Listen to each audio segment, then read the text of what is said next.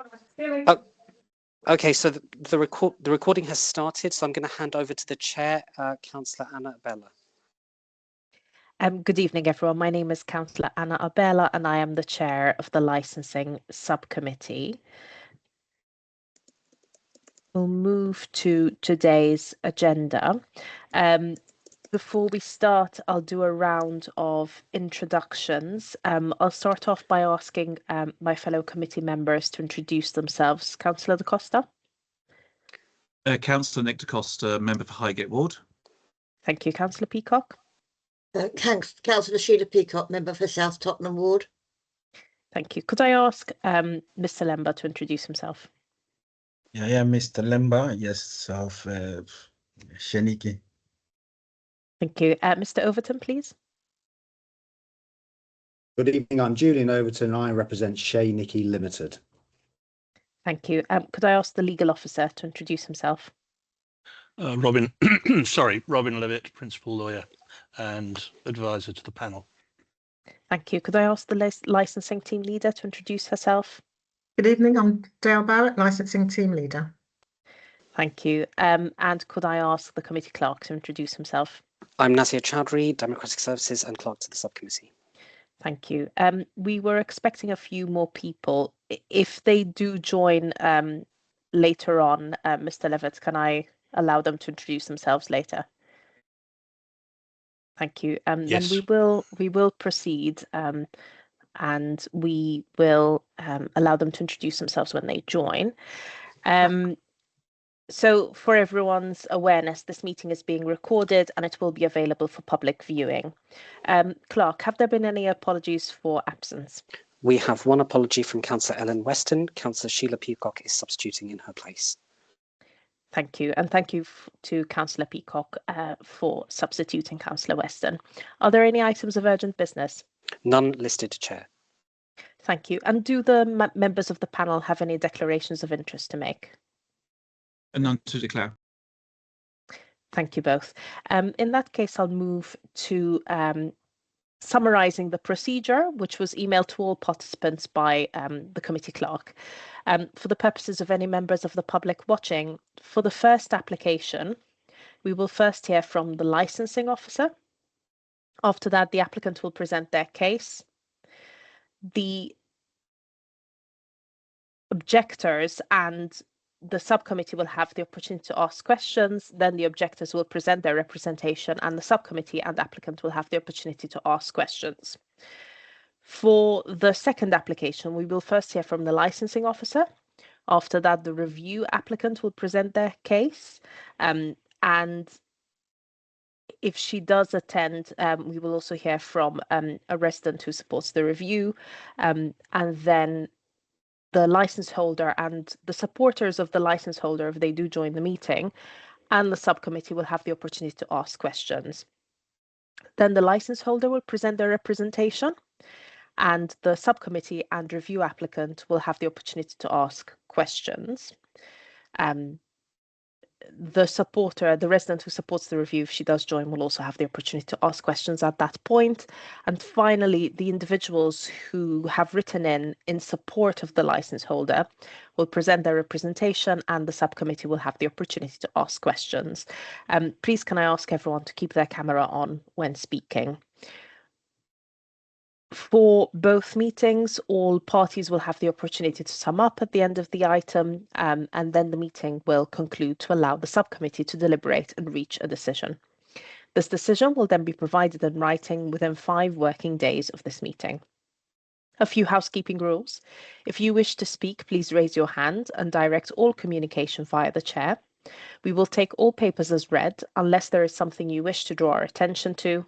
All speakers will be allocated 5 minutes to speak. When speaking, please be succinct and do not exceed the allocated time unless you request an extension of time, which is at the discretion of the chair. Please do not share addresses of any of the speakers, and in the event that there are several speakers for each party, please avoid repetition and perhaps consider having a single spokesperson to address all concerns. I can see that we have had one more person join the call. Mr. Darvish, would you like to introduce yourself? Hello, everyone. Sorry, it seems to have a problem with the link in my email. Hello, my name is Amir Tarish, and I am the licensing and the nuisance enforcement officer. Thank you, Mr. Darvish. So we're going to start off first with an application for a variation of a premises license at Cherniky. Ms. Barrett, please can you introduce your report? Thank you, Chair. The panel has before them the application for the variation of the license submitted by Mr. Lember for Cherniky at 295 West Green Road. The application is seeking to vary the layout of the premises to include the rear or side area to the premises, to bring that into the ambit of the licensed area, and to remove and amend some of the current conditions on the license, and also to impose later operating hours. The latest being on a Friday and a Saturday until 3:30 a.m. in the morning. During the variation process, representations were received, and you have sight of those in the pack, representation from the Noise RA and from residents also. The committee, in determining this application, may take the following steps: grant the application as requested, grant the application whilst imposing additional conditions and or altering in any way the proposed operating schedule, or exclude any licensable activities to which the application relates, or reject the whole or part of the application. The panel is asked to ensure that cogent reasons are given for whichever decision is made. In terms of the background for this particular premises, the premises is located in a terrace of shops with residential above and to the rear. A copy of the existing license is attached at Appendix D of the report pack, and the current premises license restricts the use of the rear area. Mr. Lember has continually used the rear area since the granting of the license nonetheless.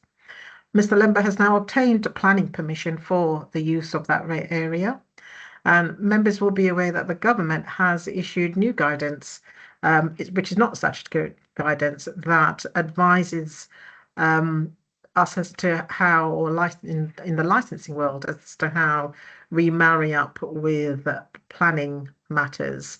And I've set that out for the panel there in section 2.1. A retrospective planning application to use the internal rear space to provide 44 additional seats, roof alterations to include thermal and acoustic insulation to the roof, as well as an installation of a green roof was what the planning permission required.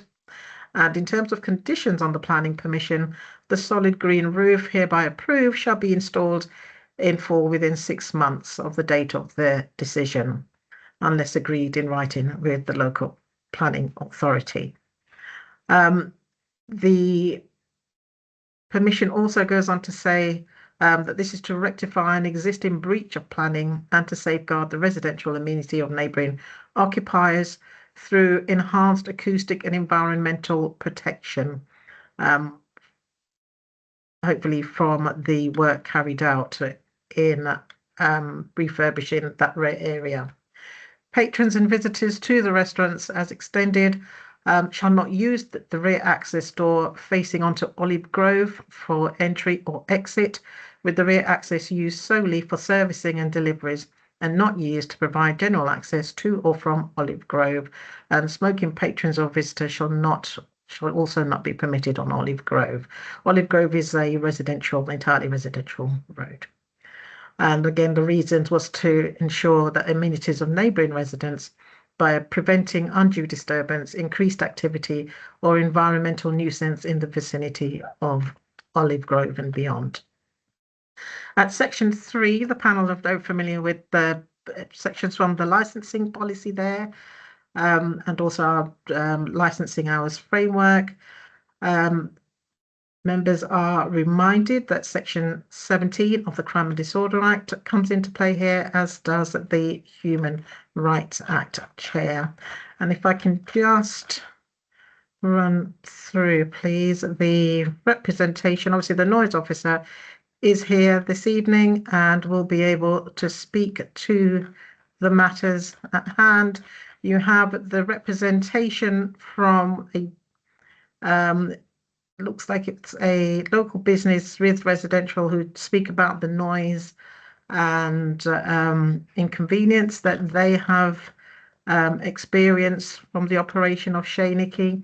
And you've also got the other, is it Ms. McNamara's representation, and a number of links to footage and TikTok pages and so forth also that has been submitted as part of this application, or part of her representation, I should say, against the variation application. And Chair, though, I think I can leave if you have any questions for me. That's for me. Thank you, Ms. Barrett. Councillor Da Costa, Councillor Peacock, do you have any questions for Ms. Barrett? No. Sorry, apologies, Chair. I lost the unmute button. I have two quick questions just to confirm, Ms. Barrett.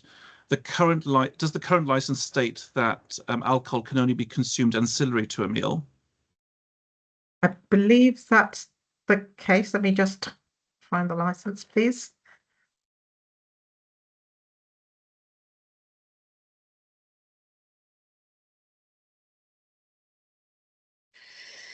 Sorry, I've just answered my own question on page 44. Apologies. Okay, you found it, right. Apologies. Thank you. So just then to check, would the variation application then also mean that I'll learn how to speak. Does the variation application remove that condition about ancillary to a meal?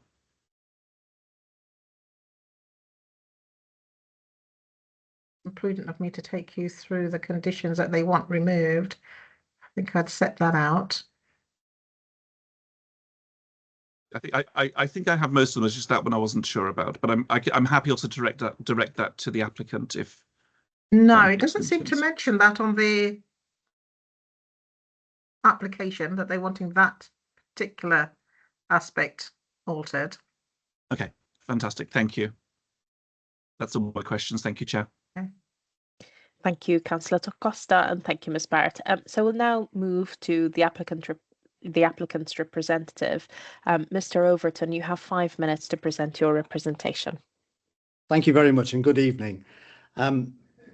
Mr. Lemba, the director of the company and the proprietor of this business, is new to the licensed premises game. He's an electrical engineer by trade, and he's been trading for the last 12 months, and he's the first to accept that it has not gone completely smoothly, that he has made mistakes, and that it's been a very steep learning curve for him.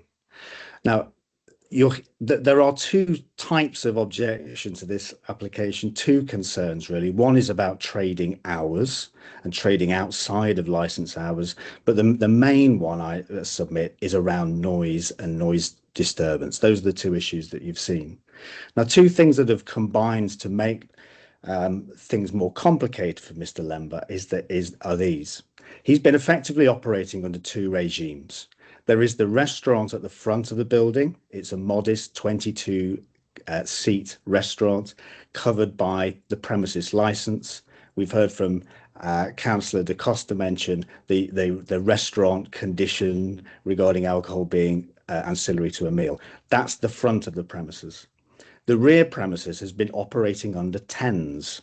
So it is true to say that the rear premises has been, Mr. Lemba's been holding events in the rear premises, but they're under temporary events notices. And from the information that I've seen, Mr. Lemba has applied for his full requisite of temporary events notices this year.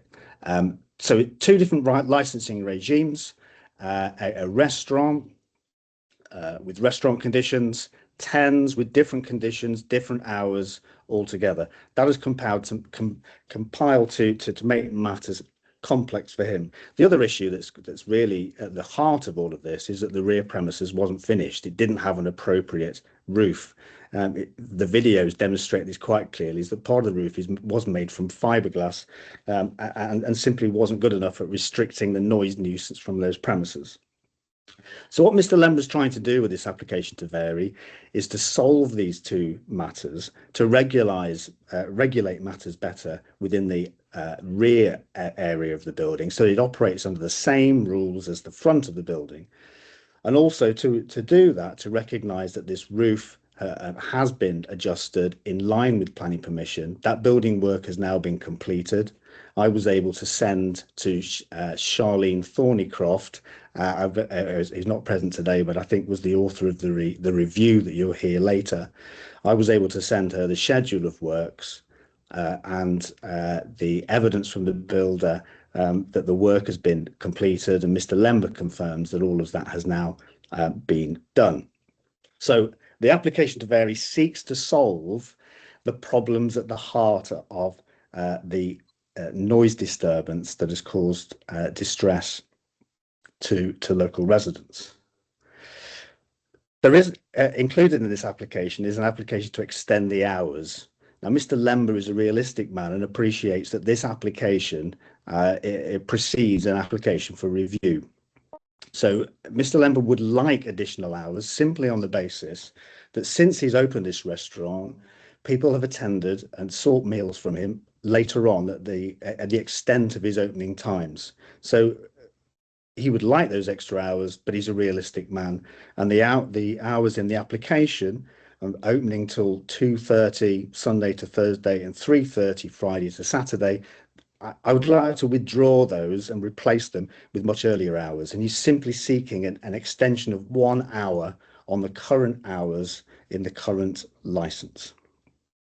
Thirdly, on page 18 of the papers today, there are the conditions that Mr. Lember is seeking to remove from the license.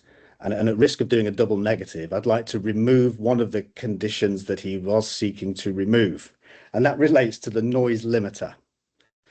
So at the moment, the application asks for the noise limiting device to be removed from the conditions on the basis that the premises doesn't offer regulated entertainment.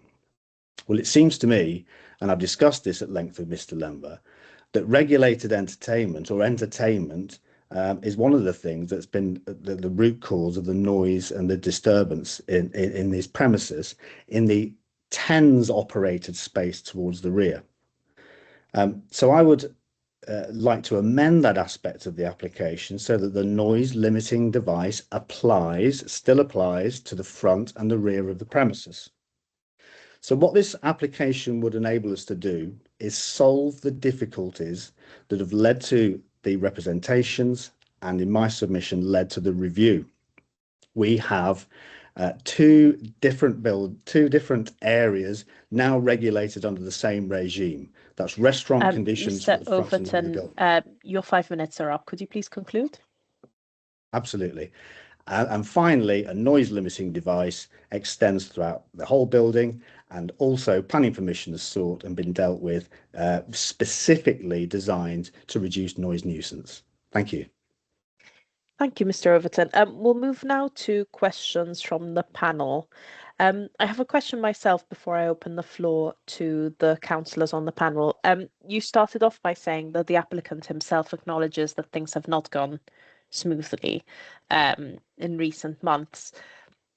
From your conversations with the applicant, and I'm also happy to hear from the applicant himself on this, what lessons has the applicant learned from Hello? essentially what has not gone wrong? What lessons has the applicant learned from the past few months? Thank you. I think fundamentally that the rear of the building was not suitable at the time that the operation began, and that it perhaps should have waited until now, obtained the planning permission, the necessary building works to create an environment that would be much more of would prevent noise nuisance. I think that's the important lesson learned. I think the other thing is the importance of cooperating with the responsible authorities and building those positive relationships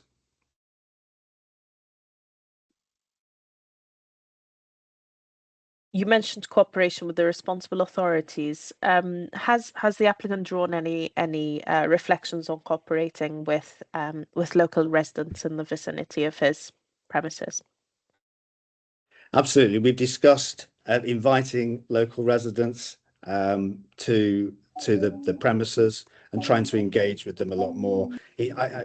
He understands that operating the way that he has been doing is only likely to alienate these people rather than to bring them on board, when he's clear now what he's trying to operate is a properly regulated license in a building that's suitable with conditions that are appropriate. That's not what's happened so far, but that's what this application to vary is seeking to do. Thank you, Mr. Overton. Ms. McNamara,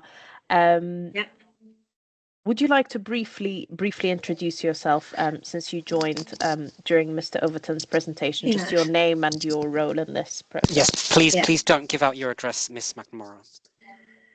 Yeah, basically I'm a local resident and I'm in very close proximity to this said nightclub venue, call it what you will. I just need your name and your role in the process. You'll have more time later on to present your position. Okay. Thank you. Yeah, so my name is Bernadette McNamara, yeah? Thank you very much. Could you please mute yourself, because there's some background noise from a television that was making it difficult to hear Mr. Overton. Councillor Peacock? On my screen, it just come up a message saying that my computer's about to restart. I don't know what that means. That means I might disappear. I don't understand. Your computer must restart to complete the installation of applications and software updates. How do I get out of this? I'm sorry, Councillor Peacock, does it give you a time limit? It just says restart in blue or snooze. If you could press snooze. This, yeah. Snooze? Yes, please. I thought I'd better tell you. I don't want. Well, nothing's happening. Well, that's good news. It must be snoozing then. So, I'm so sorry.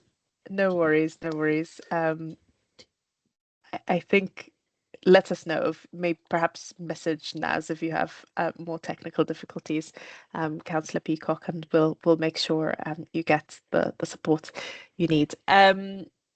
So thank you, Mr. Overton, for that representation. I'll now turn to the panel members for further questions. Councillor Da Costa, Councillor Peacock, do you have questions for Mr. Overton?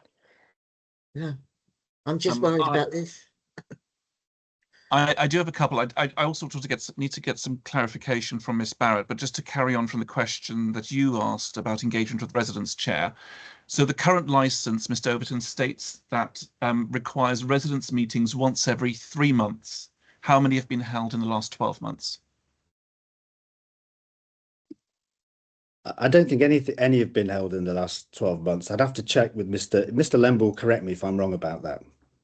Okay.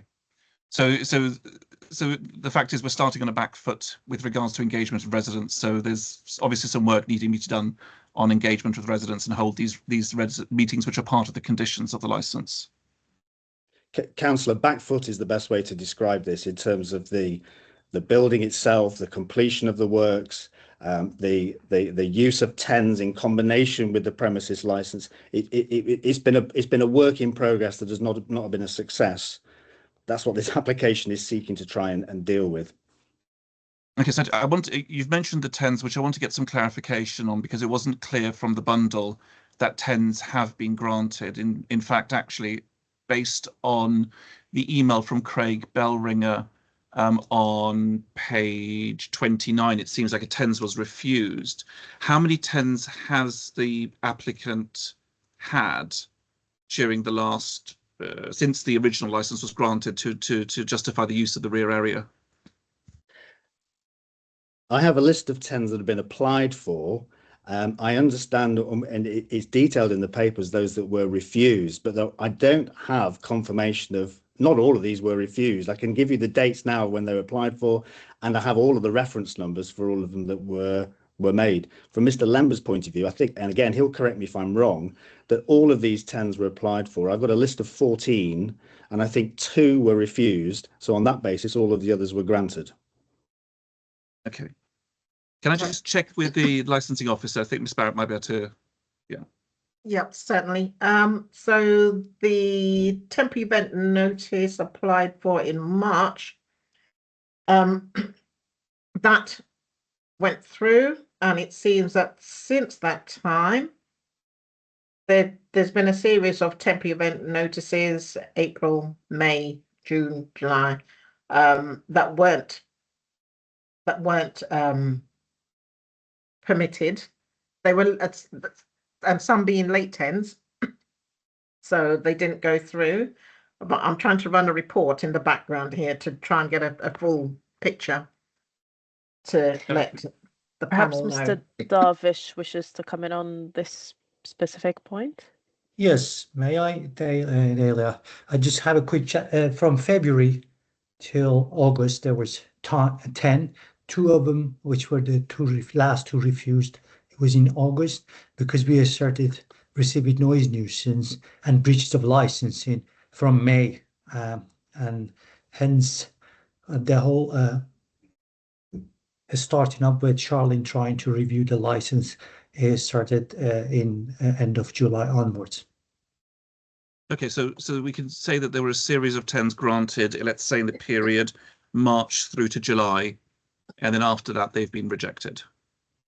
I'm probably generalizing extremely here, but it just helps. Yes, yes, That seems to be the correctly. picture. Sorry. Yeah. Okay, fine, perfect. And so with regards to the use of the rear area during those 10s, what was during the ones that were approved, what were the events happening there? So the events were birthday celebrations, a celebration for a university graduate, that kind of thing. They were all life events, I guess is the way to describe them, on those occasions. So going back to the conditions being varied, the later hours, and appreciate, you've now reduced the later hours and you've uncancelled the noise limiter. There are still a number of conditions which you are requesting to be removed, and there have been a number of issues as you've acknowledged, and as per the submissions granted, of concerns about the venue and the operation over the last couple of months. Could you explain how the license holder will be upholding the licensing objectives of Haringey with more of the conditions being removed? Well, there's a lot of conditions in this license, an awful lot of conditions in this license, and they need to be appropriate for the premises itself. Now, the premises so far, as I've described, has been operating as a restaurant at the front, and then this 10s event space towards the rear, which is the origins of these problems. What we're seeking to do is make the whole premises a restaurant with restaurant conditions. Now, on that basis, there are not many restaurants I know of that size where it is required that we have 2 SIA registered door supervisors on Friday, Saturday and Sunday nights. I suggest that can be removed because it's simply not necessary. Obviously, my client's concern is how onerous that is in terms of the cost, because employing 2 security guards is an awful lot of money and would probably wipe the profits out. But it doesn't seem to me to be relevant for a restaurant. One would not expect to see it unless there are a history of difficulties of that nature. And that's not what we're talking about in this case. We're experiencing noise nuisance largely due to a building not being appropriate for that use at that time. We're not dealing with public nuisance, crime and disorder of the type one would expect to see on a license where there's SIA guards required. The other condition is the client is seeking off sales. He's seeking off sales as part of an extension of the delivery. He's not been doing a great deal of delivery, but sees this as an opportunity in his business. The other condition seeking to be removed, I think, is reference to the outside garden rear area, just as a practical matter, because that's no longer exists. It is now a legitimate building. This application was made some time ago. My observation is on this license, we have conditions that require him to check his toilets every 2 hours for drug use. That's not something one would ever expect to see in a restaurant license condition. There is no suggestion of any drug use in this. I should reiterate on the events held, these are not ticketed events. These are all family orientated life events that have occurred here. This is not, despite the noise that's been and the nuisance that we very much regret, this is not a nightclub. It is a restaurant, part unregulated event space that wants to become a fully regulated restaurant. And so just to confirm as well, and just to confirm, if with the variation, the rear area, then alcohol would only be served ancillary to a meal. Is that correct? That's correct. Okay.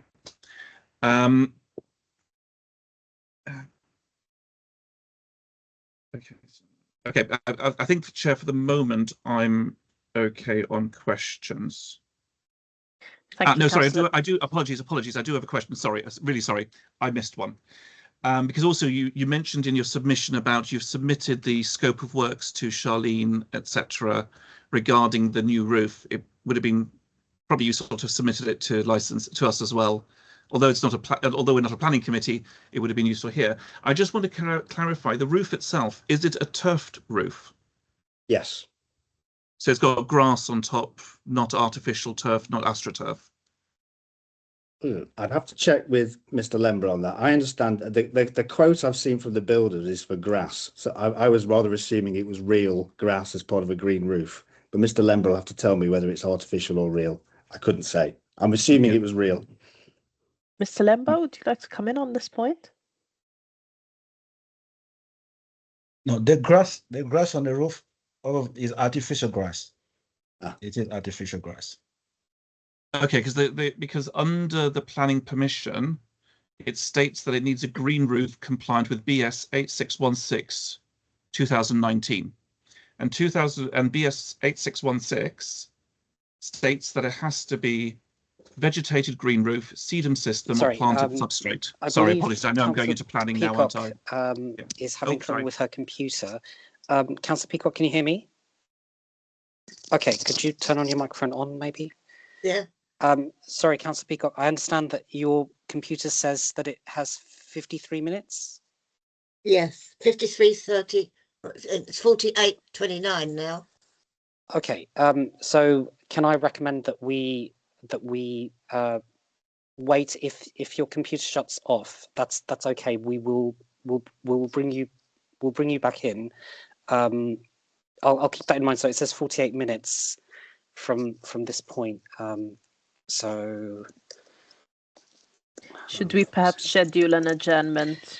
Yeah, I think yeah, something like that. So that was what I was thinking. So how many minutes do you have left, Well, it Sheila? says 00:47:54. Okay. So 45. maybe if Naz can do a calculation in the background on when we would need to adjourn, and Yeah. you can I'm so send sorry. that. I have no control over this at all. That's okay. I think what I would recommend is that the meeting just continue as swiftly for the moment. Yeah. Yeah, I think if you could just send me a message, Naz, on when we might need to adjourn. Thank you. Okay. So I think Councillor Da Costa, you were on this point around the planning requirement. Yeah, so the planning requirement says that the green roof but artificial turf is not suitable for a green roof. So I was just checking, has planning enforcement been to review the roof to see that it is as per the planning application? Can I come out on this one? Yeah. So basically, to put a green roof, a real green roof, it costs us a lot of money. We're talking about £20,000 and so, you see. So that is the builder built me. So at the moment, I spend about £12,000 to put the roof, which is there at the moment. So the roof is serving a purpose of soundproofing everything, to be honest.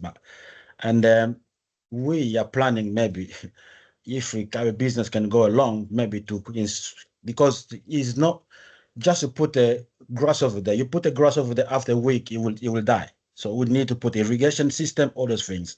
If you put at the turf, tomorrow I can bring it. They put a layer of normal grass there, but after a week they will die. We need a system that manually we go on the roof to water them all the time, or to find a system that can irrigate those roofs. So we talk about the builders with the builder. We come with that solution at the time being. Maybe within the time we can find a way out.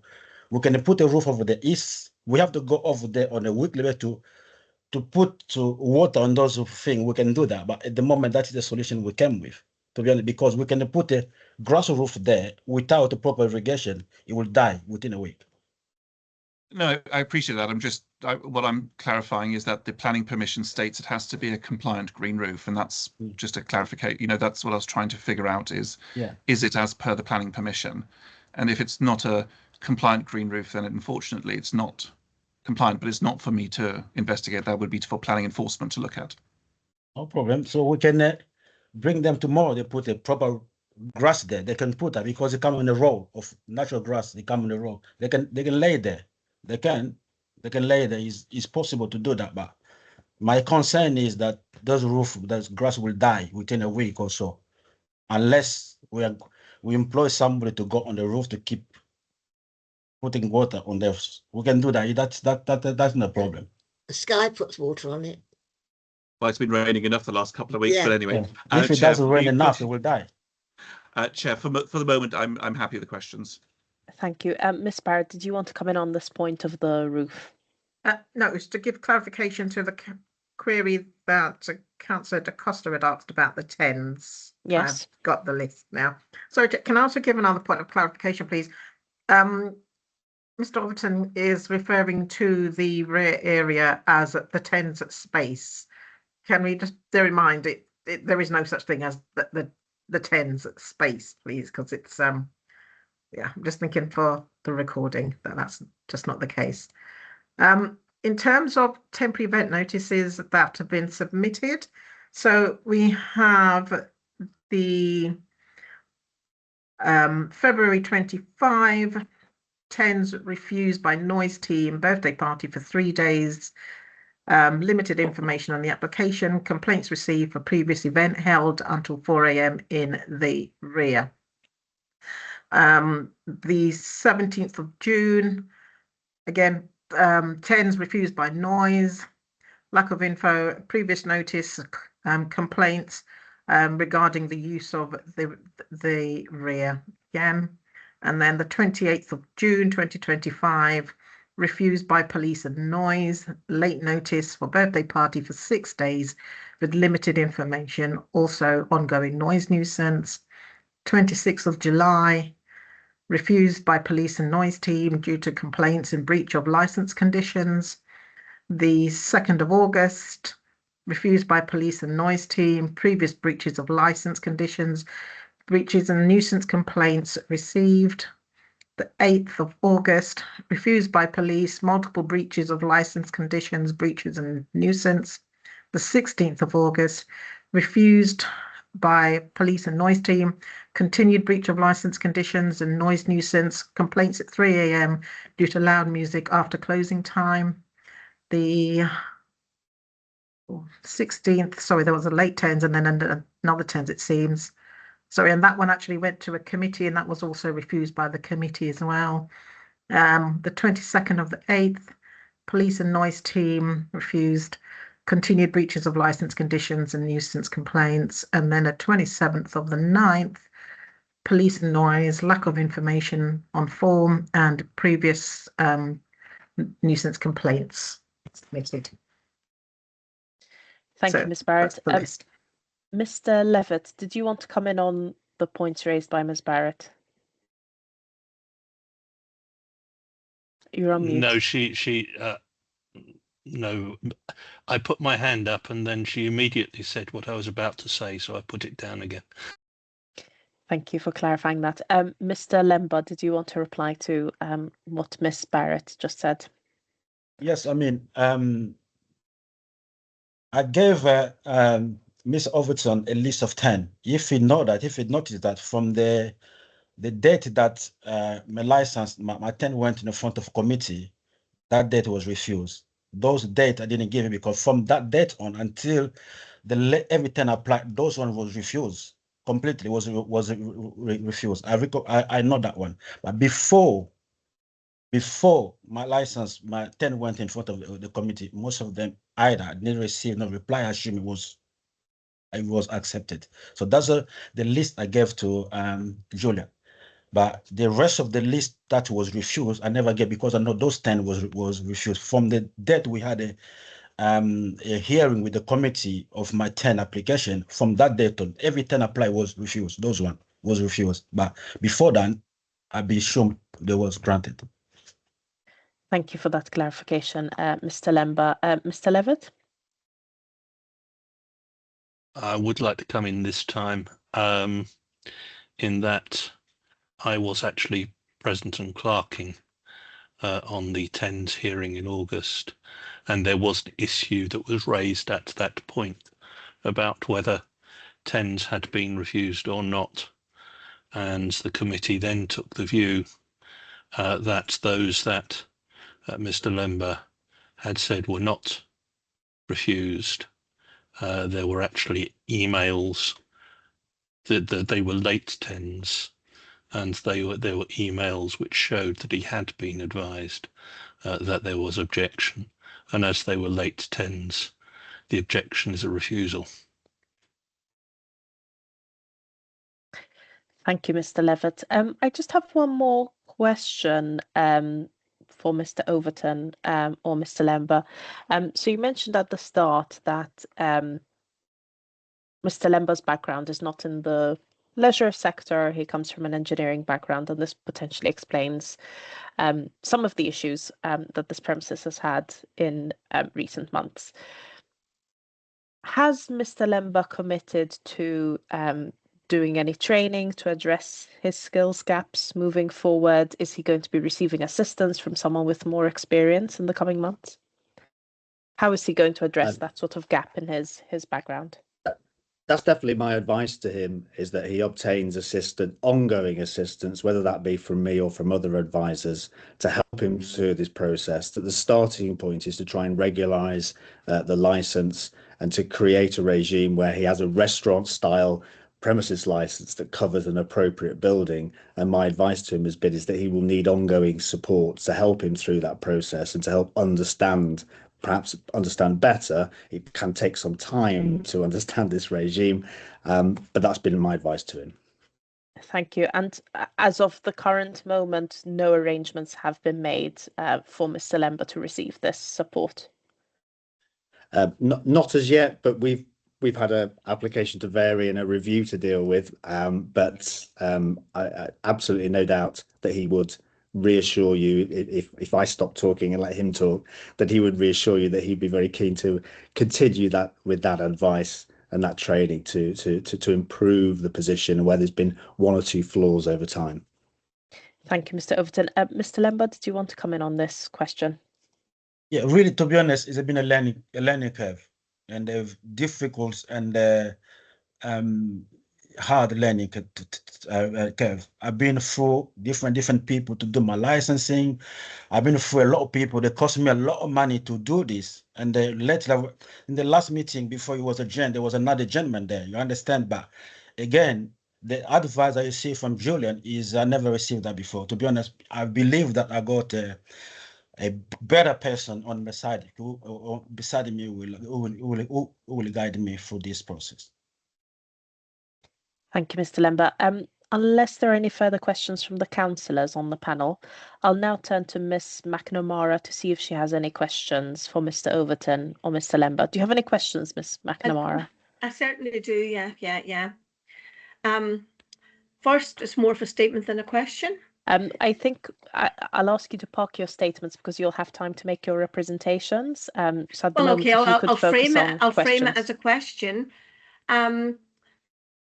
Why should myself or any of the neighbours believe one word that you say, given that you broke the terms of every condition of your previous licence by using the back area, having all-night music parties in there, not operating as a restaurant when it technically, yes, you do serve food, but it wasn't conditioning that you serve food with drink. So why should we believe any different now?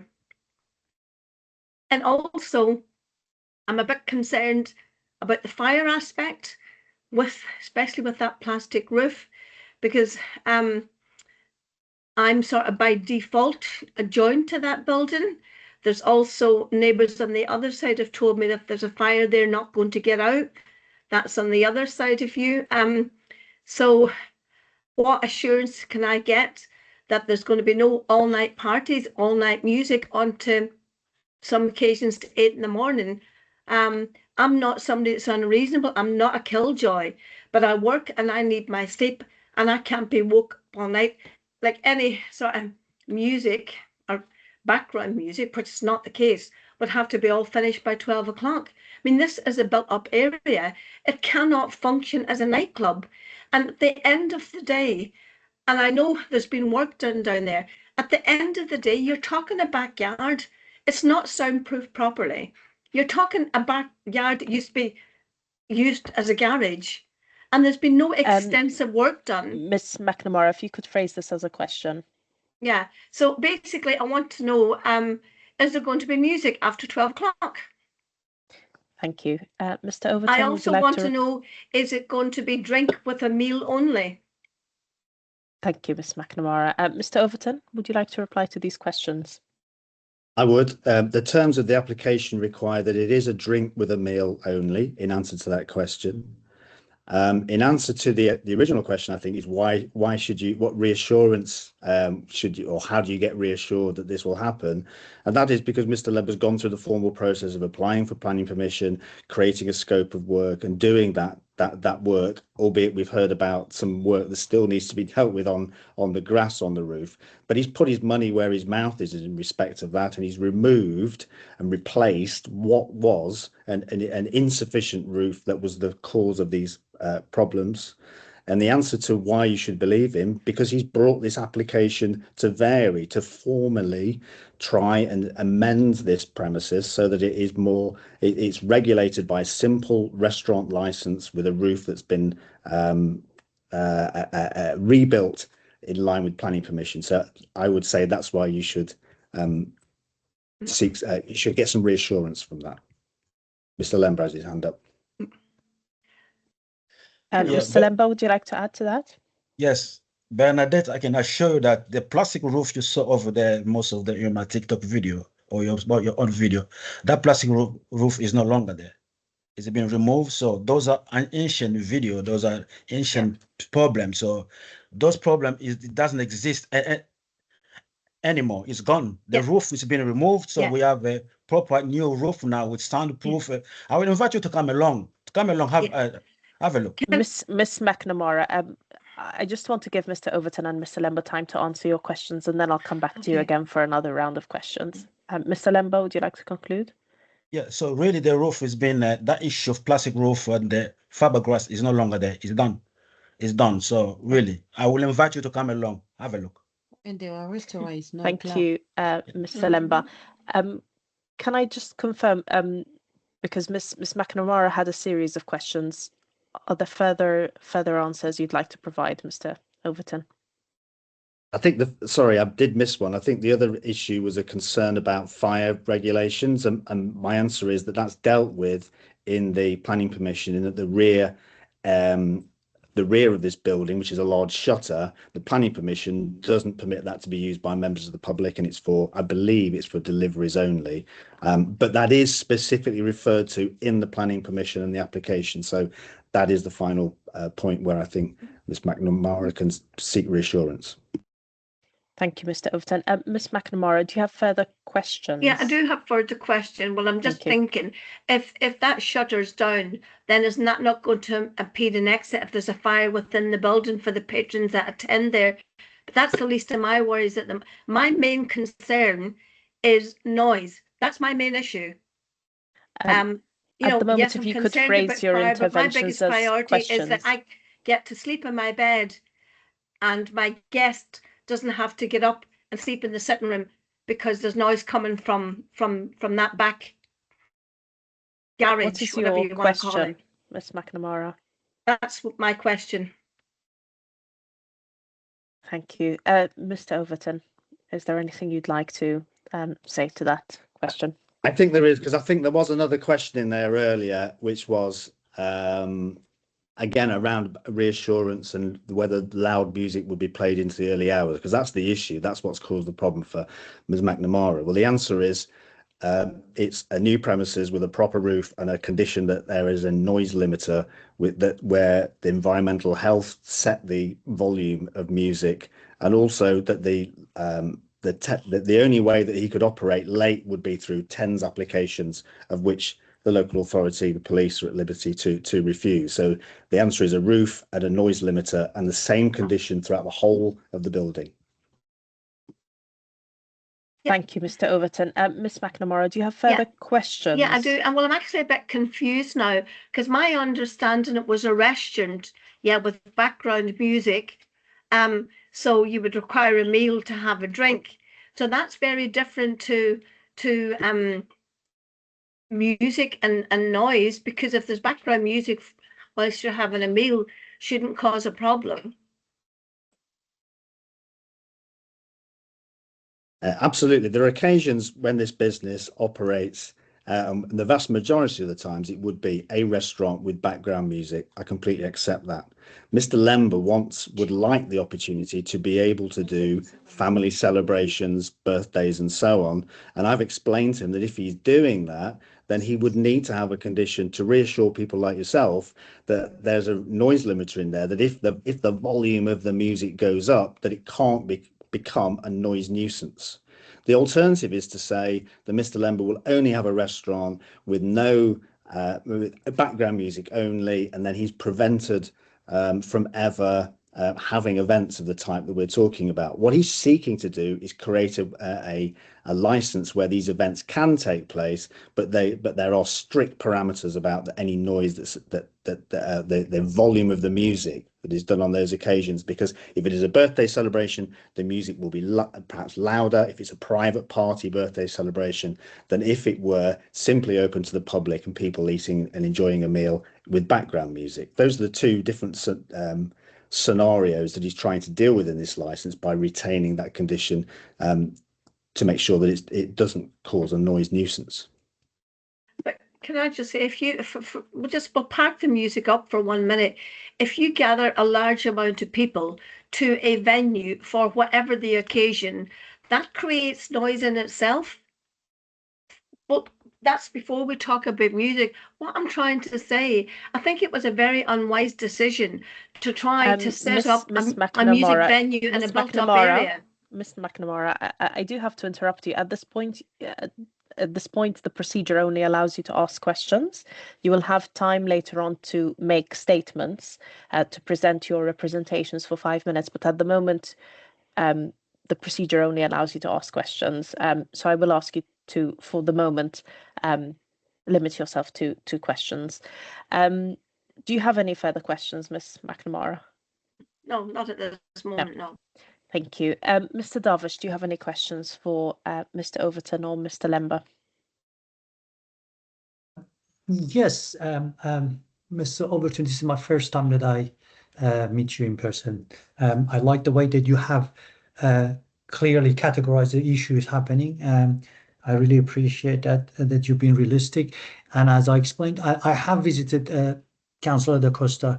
I think somehow he's going to respond to one of the questions you asked about the roof. I have visited the premises myself. That premises along lots of property and building, and that stretch of road, they all have a, what would you call the open space in the back of the building, or a back garden if you want to call it. So none of them automatically have any type of roof.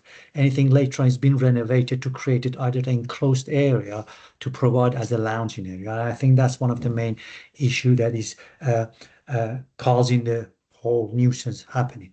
Mr. Overton, Mr. Lember, my question is this: if you are aiming to start a new premises with a new license, a new beginning, and learning all those experiences, and you going for the restaurant type of hour, and going for that time of late closing is not necessarily is the operational for a restaurant. It's not a typical. I understand a restaurant can go up to 11 during the week and maybe an extra hour midnight. at the weekends, but going all the way to 2 or 3 o'clock in the morning, that's, I think this is something that is the main issue here. And so what is your question, Mr. Darvish? Because Mr. Overton mentioned that they would like to operate fully as a restaurant rather than being lounge in the back and a restaurant in front, and that will help to address some of the issue. My question is that something that will be put officially to the council and the licensing and us, that we can put representation on the new proposed, which is, you mentioned hour, to add it to the existing time, and then we can have a look and see how we can provide a condition to would yourself address the problem at the property. I think Mr. Lember wants to answer this, but I'll No, let you Mr. go for it, Lember. Julian. No. The way Mr. Lember's explained it to me is that this is largely a Congolese restaurant, and within the Congolese community, it seems, arriving late and looking for a meal very late on is the norm, and that's what Mr. Lember's experience. He's experienced people arriving towards the end of his current hours, people wanting a meal at that time, and he'd like to be able to service that demand. It's as simple as that. There is nothing else to it. There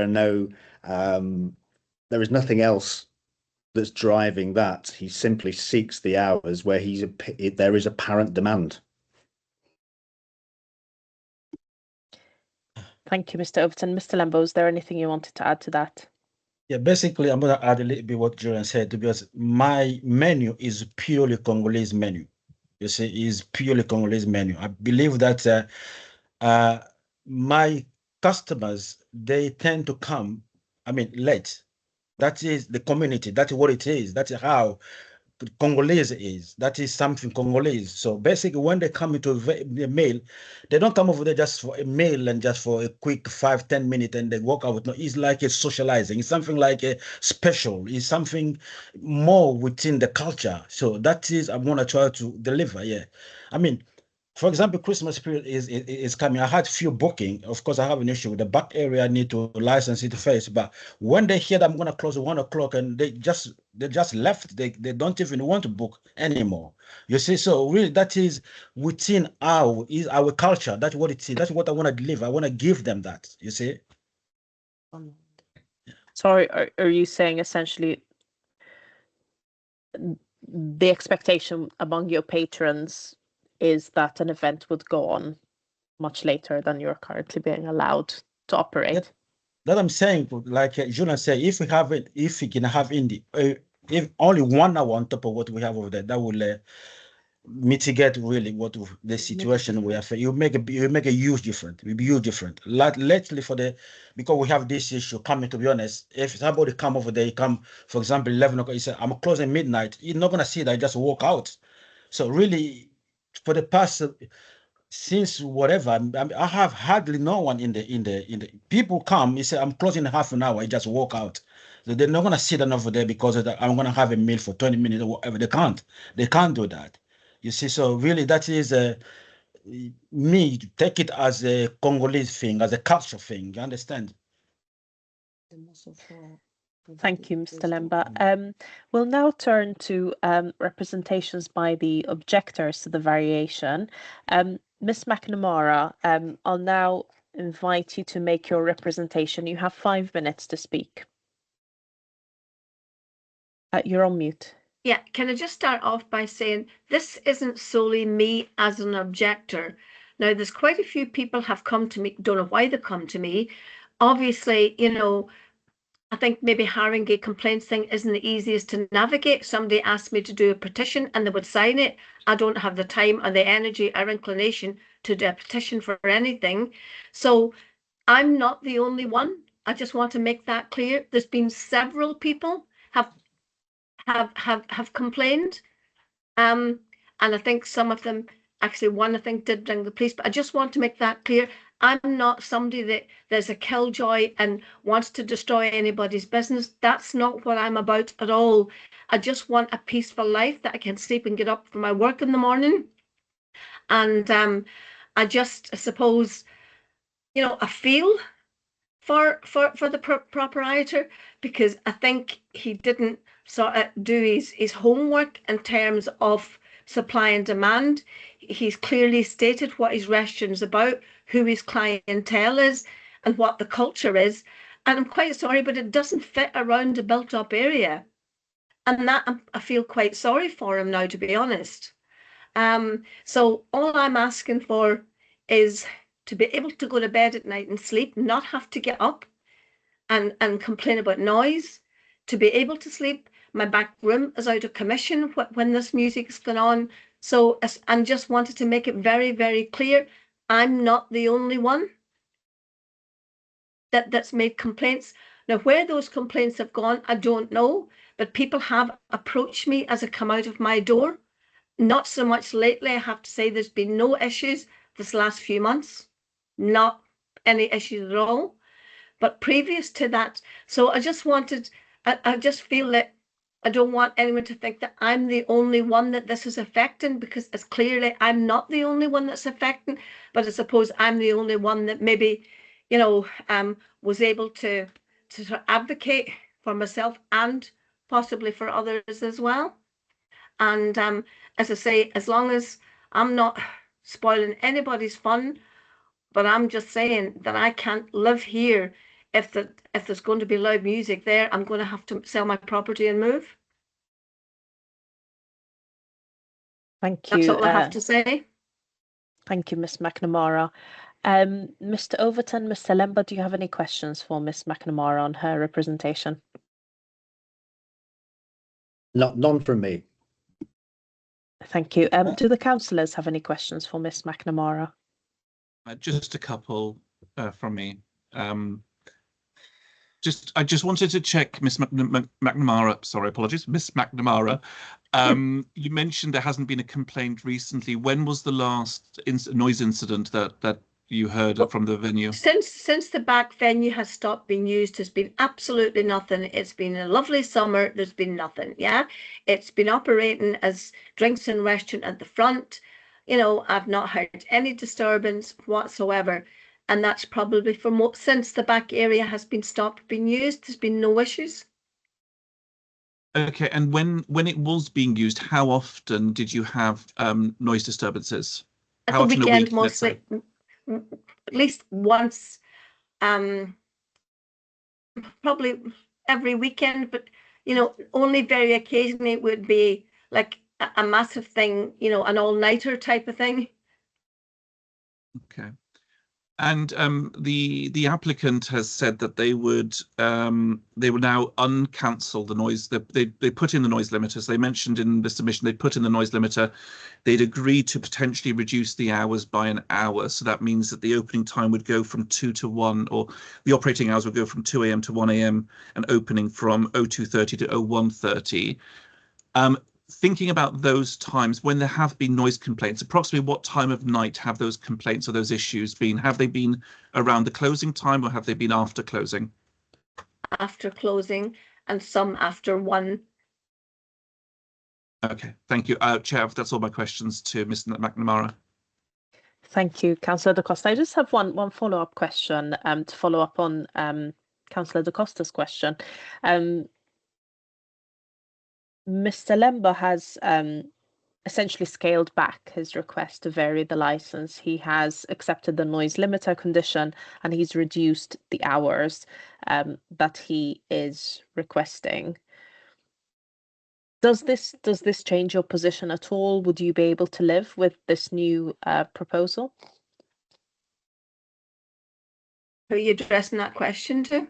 To you, Ms. McNamara. Not if it affected a work. No, maybe a Saturday night. I could be more flexible on a Saturday night. I don't work on a Sunday. You know, Saturday night I would be more flexible, to be honest. But only a Saturday night. Thank you. Councillor Peacock, do you have any questions for Ms. McNamara? No, not for Ms. McNamara, no. Thank you. So now we'll turn to Mr. Darvish. Likewise, you have 5 minutes to make your representation. No problem. Thank you very much, member of the committee. Based on the history of the specific premises. It's not as I explained to Mr. Lamb in my one-to-one when I visited the area. We understand that the kind of a request for the late night in the Congolese community, and also that you would like to have these extra hours to provide such needs within your community. Unfortunately, as I explained to you, you chosen the wrong premises to go that long. And it's not just your premises. In the whole urban layout of that whole type of West Green Road and similar roads throughout the borough, they all have a similar cases. Unfortunately, because of the system of these buildings that are built, they're old, and the implication that come with the late drinking, and even if it's the private family matter, it all kind of exacerbate the noise nuisance. As we different officers, myself included, we approach them when we receive a complaint. The reality of it is that it's just the layout and the timing you're going, it will always be kind of in conflicts with the existing residential area, which is all surrounding all those shops and places, all row of the parade in West Green Road all the way. As we have provided evidence by myself and colleagues, and the reason we put forward the grounds in appendix for the review, we still believe the only way to go forward is that you have to, suffice will operating it as a restaurant. After, of course, you have made some upgrading the back area, soundproofing, etc. Very great, but unfortunately, going beyond midnight through the week, and 1 o'clock at Friday and Saturday will be again the same scenario, creating of the noise nuisance and the problem that that not just, as I explained, it's not just yourself, it's the chosen the wrong premises for the type of the kind of service you want to provide. Thank you, Mr. Darvish. Chair, thank you.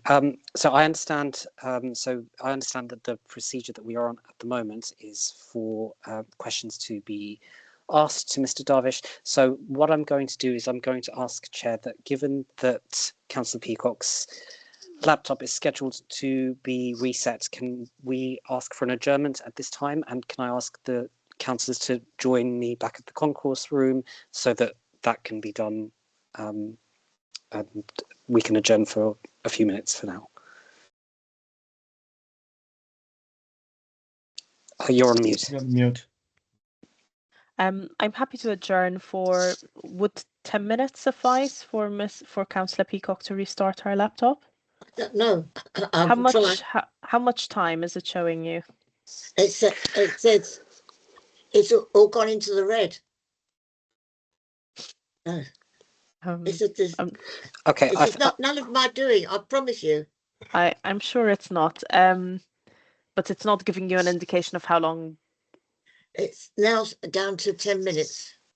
Okay, so perhaps we should adjourn for 20 minutes. Does that make sense? I think, Chair, we can. I think it's perfectly fine for the subcommittee to adjourn for 20 minutes, but I think it's perfectly also acceptable for if the restart is quick, for the room to rejoin as soon as the restart is done. What I was going to... Yes, Councillor Da Costa. Sorry, Chair, what I was going to do is, I think let's adjourn for 10 minutes. I will give Councillor Peacock a call and talk her through the reset to make sure she can rejoin us. And if there's a problem, then I'm sure we can figure out a workaround that we can do ad interim. But I think we do 10 minutes, I'll give Councillor Peacock a call and walk her through the reset. Could I just say, am I needed for the next part, or am I done now? Yes, you are needed for the next part, because you also supported the review of the license, which is the next item on the agenda after this one. Perhaps let's adjourn for 15, because I think first the laptop needs to shut down and then we need to restart it again. So perhaps we should reconvene at 25 past. 8. I will that be in make touch sense? with Naz all the time. Yes. I promise you. Okay. Thank you. Will I be sending you link to rejoin? I think what you should do is just go on mute and switch off your camera and Okay. return at 25 past. Thank you. Thank you. Thanks. Yeah. So we'll reconvene at 25 past. Can I also Nick, ask that? Nick, do I just leave the screen now? Sheila, if you leave this meeting, Sheila, I will call you, and councillors will join in the deliberation room, the back room, whatever we call it. Yes, please, thank you. Cool. Sheila, I'll call you. If I could actually leave this call, it won't let me leave this call.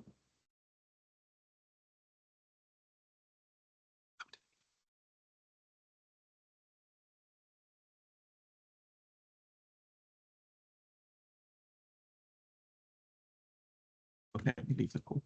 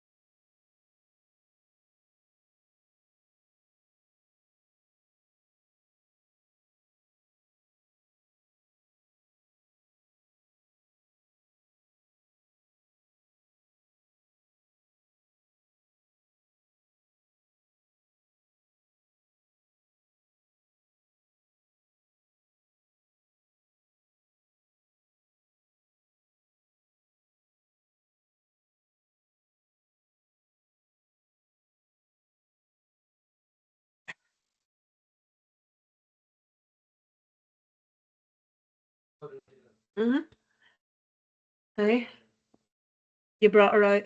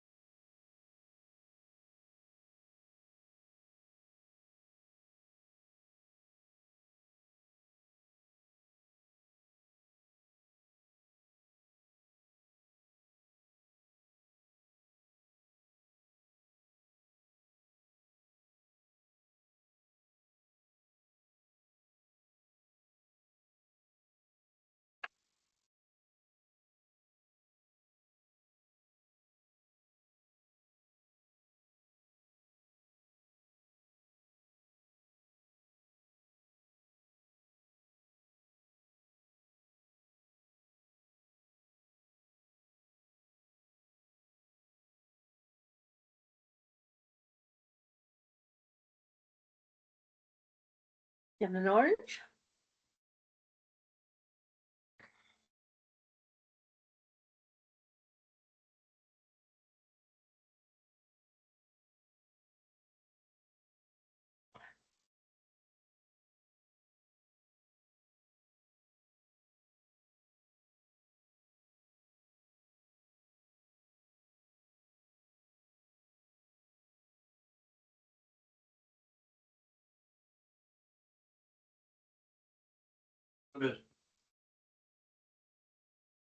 Mm-hmm.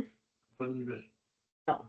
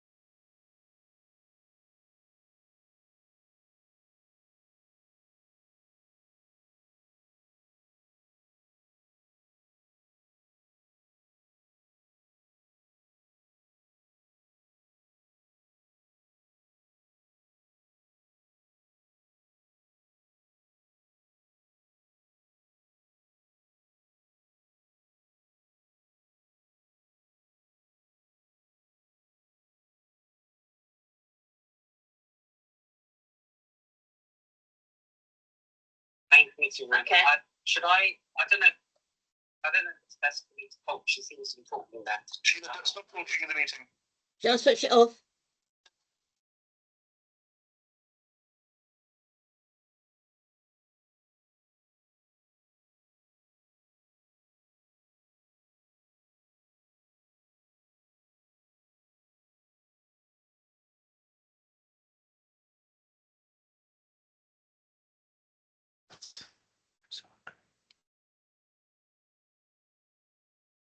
Got my hand up.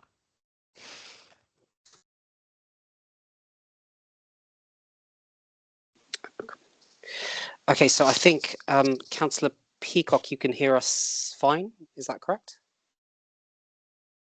Councillor Peacock, if you could say something, that would be great as well. I just said I've been to hell and back, sweating Okay. buckets here. I'm No, so that's sorry. That's great, and I think Councillor Bella is with us as well, which is great. So in that case, I will hand back over to the chair. Just a quick reminder: we seem to be on the part of the meeting that involves questions to Mr. Darvish. Thank you. Thank you. Yes, May- Mr. Levitt? Just to check that we are still being recorded, Naz, with all the toing and Yes. froing. Yes, that's correct. We are still recording. Yes, that's fine. Thank you. So welcome back, everyone, and apologies again for that technical issue. We'll move swiftly on.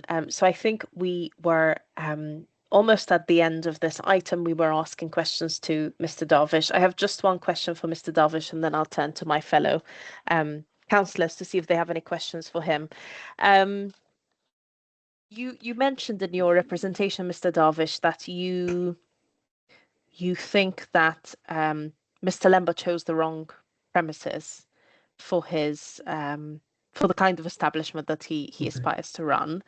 And I understood there were a few reasons for that. Am I correct that the main reasons are that the premises is in a residential area, but also, did I understand correctly that part of the issue is that it's a relatively old building and that this impacts the acoustics? Is my understanding correct?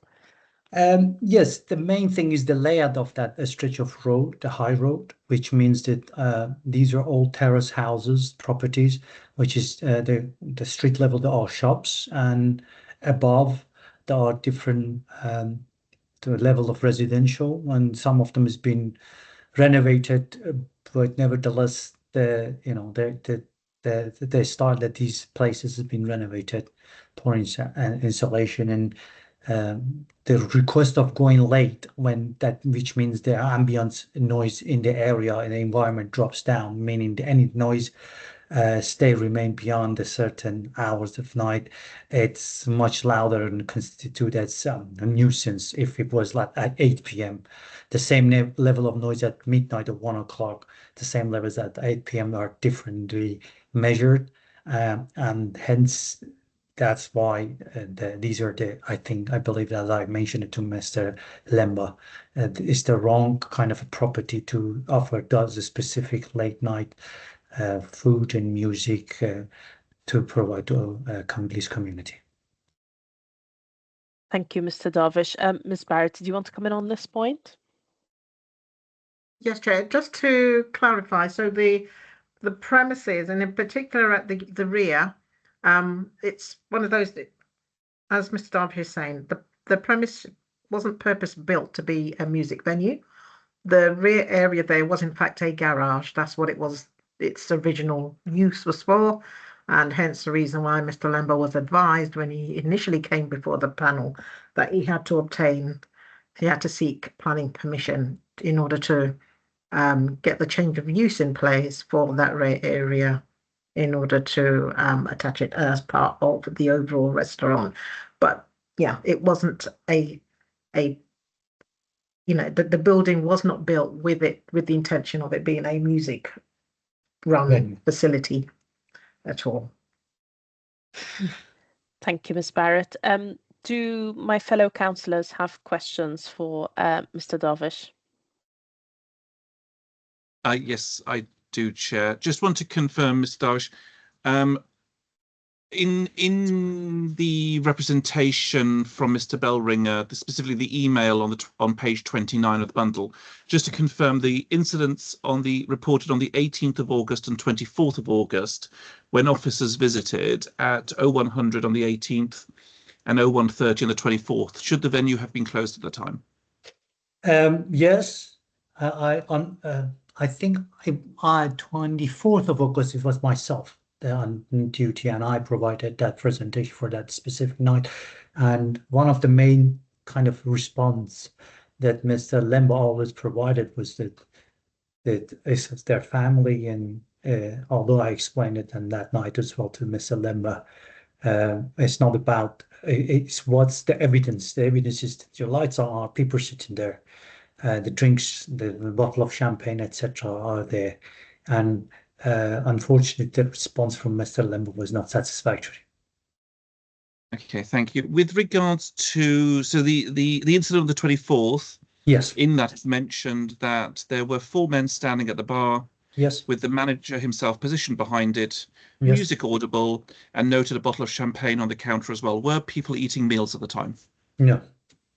So there was no meal. There was no alcohol ancillary to a meal at that time in the front of the premises. There was no food, and the gentleman was standing. As I said that night, I myself. That's the statement that you have in mind. The gentleman was standing at the bar. Mr. Lemba himself was behind the counter. No food at all. Okay, thank you, Chair. That's it from me for questions at this point. Thank you, Councillor Da Costa. Councillor Peacock, do you have a question for Mr. Darvish?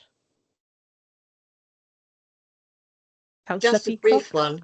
On the that August the 24th, I'm sure that the TENS was refused. So there should have been nothing taking place at that particular time when you were there. Am I right? Yes, we throughout that from August onwards, because on some of the TENS was refused, but also because of the ongoing issue with the breaches, we tend to, and I explained to Mr. Limbaugh as an advisor, I explained to him that we do time to time, because it's a big borough and not many of it, but nevertheless, when we have certain premises license area that they do not comply in their breaches and they come under our radar, we do carry out proactive visits. Can I just come back and say Sure. that the TENS was refused? Am I incorrect in saying that? The TENS was refused. There should have been no function taking place at that particular time. It wasn't the function. I can check for you, Councillor, if it's specifically there was a request for 24th of August, if there was a request for a TENS or not. But as I explained earlier on in my response, we would proactively on the certain breaches of when we receive licensing breaches reports, we do actively check on them. And as I explained to Mr. Limbaugh, we were doing on a proactive because of the ongoing issue with breaches at the premises. Okay. All right, thank you. Thank you, Mr. Darvish. I have a few people who'd like to speak. Mr. Overton, would you like to go first? I would. It's just to ask Mr. Darvish to confirm that on the 18th and 24th, the 2 dates referred to, that the evidence of the people attending that on those occasions, where the door was locked, and the explanation from Mr. Lember was that there was no licensable activity taking place. They were merely, I think it's his son and his son's partner on one occasion. I think his brother and his brother's family. Mr. Lember will correct me, but there is no supply of alcohol, no retail supply of alcohol. There's no licensable activity. It was his case that these were just family members winding down at the end of the day, and that the door was locked, so the public were not being admitted at all. And also, these two occasions don't coincide with noise nuisance complaints. I can't comment on the 18th, Mr. Overton, but the 24th, because I'm coming from a policing background, so I am very thorough to collecting evidence. So and then that specific night, I parked the car and I was observing for more than 10 minutes, and I explained to my statement, a carrier Mercedes arrived with people inside, and the door was unlocked. And the other thing I can mention to you, this is one of the oldest kind of approach that lots of premises license take, locking the door. And as I explained to Mr. Lambert himself, as I explained to him, even less hypothetically, all the people sitting there, they were the family member. But when the lights are, the music is audible, okay, and there's alcohol on the counter, to any passing by, anyone witnessing the situation, it seems to be open. I explained to Mr. Lemba, when its count is closed, when you got your shutter down, or at least halfway through down, no music is audible, no lights is on. So even if the officer like myself passing by, we could say we saw the shutter was half down, no lights, no. But on that specific night I explained to you, myself was observing the premises for 10 minutes before the Mercedes are 5 minutes before that, and based on what I witnessed, I can clearly say I believed it was still operating, even though I think the wife of Mr. Lemba let the driver in, and as soon as I tried to introduce myself and show my ID badge, they locked the door behind that gentleman. Thank you, Mr. Darvish. Ms. Barrett, would you like to come in? Sorry, just in response to Councillor Peacock's question. So the 18th would have been part of a TENS. There was a 3-day TENS applied for that was refused. And on the 24th, it's same again, part of how many days? Part of an application for a TENS for 6 days in total. That was also refused. So it seems So essentially, the noise and nuisance team turned up on the day of the tents that had been refused and found activity That's happening on the correct. premises. Yeah. Yeah, the first Thank set you. of 10s was 5 days, the next one for 6 days, and both were refused. Yes. Thank you you. very much for that clarification. Mr. Lembo, would you like to come in? Yeah, I want to clarify here. They talk about events happening. To be honest, if I apply for a tent, the tent will basket because I had, for example, a birthday party. I want to use the back area. You understand? If those tent was refused, that event was completely cancelled. I didn't take that event. Yes. Mr. Davis came on the premises. To be honest, I repeat again, it was a coincidence. Really a coincidence. We closed already. Yes, we have. Mr. Lemba, at this stage, you're only allowed to ask questions of Mr. Darvish, but I will, at the end of this process, allow everyone to sum up and you can clarify some of these points at that point. Okay, I'm going to clarify later. Thank you. So unless there are any further questions for Mr. Darvish, I am now going to ask all of the parties to sum up. So I will start with the applicant. Mr. Overton, Mr. Lemba, could you please sum up your position? Shall I start?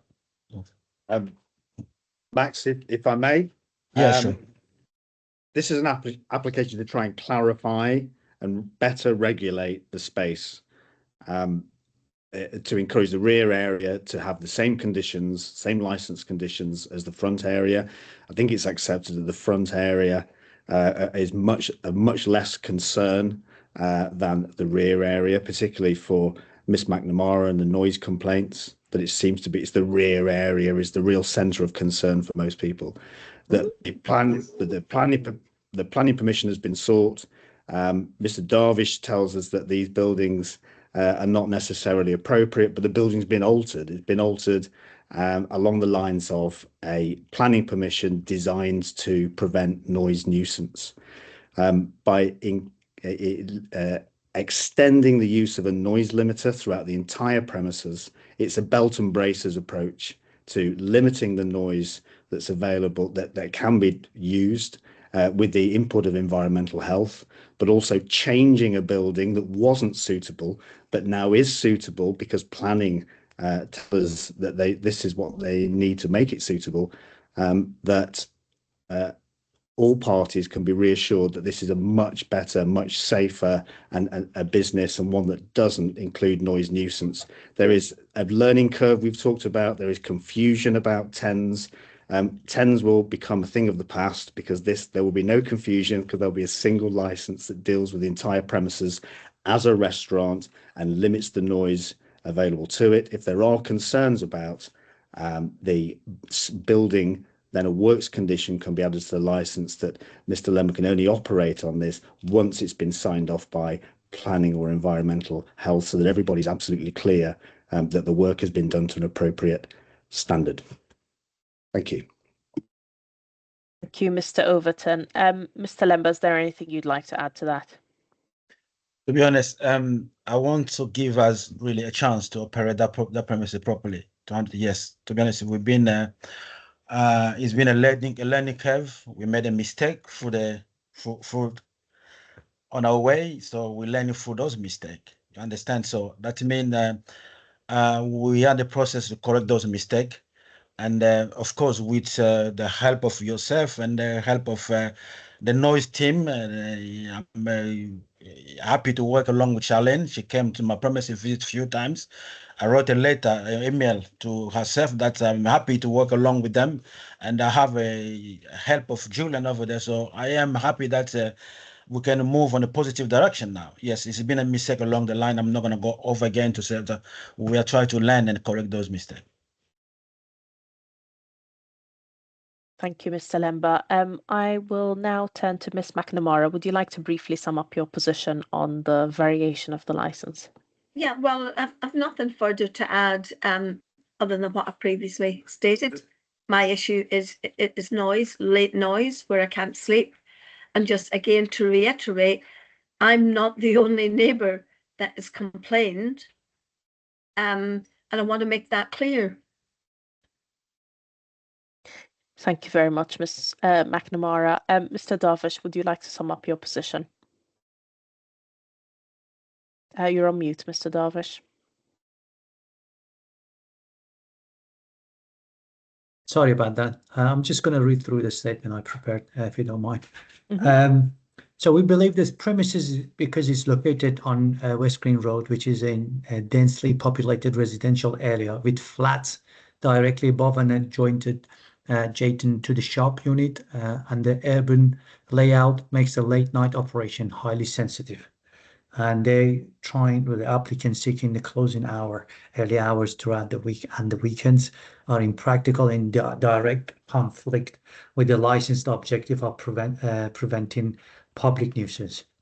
And my colleague has provided the grounds for review in her bundle, and based on the evidence of breaches throughout the last year on several occasions, which have been witnessed by myself and other colleagues. Our assessment is that unfortunately the premises is not suitable for the late running type of kind of business that Mr. Lemba would like to provide, late eating, music, etc.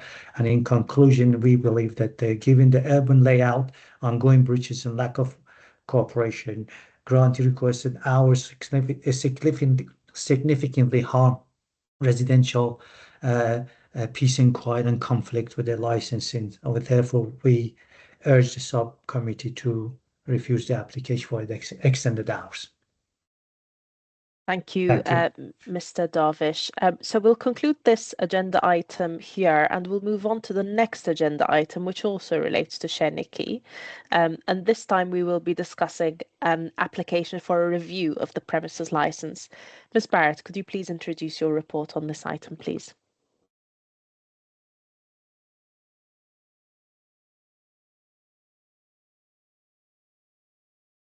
Ms. Barrett, could you kindly introduce your report? I'm sorry, I was on mute. Let me just get to the...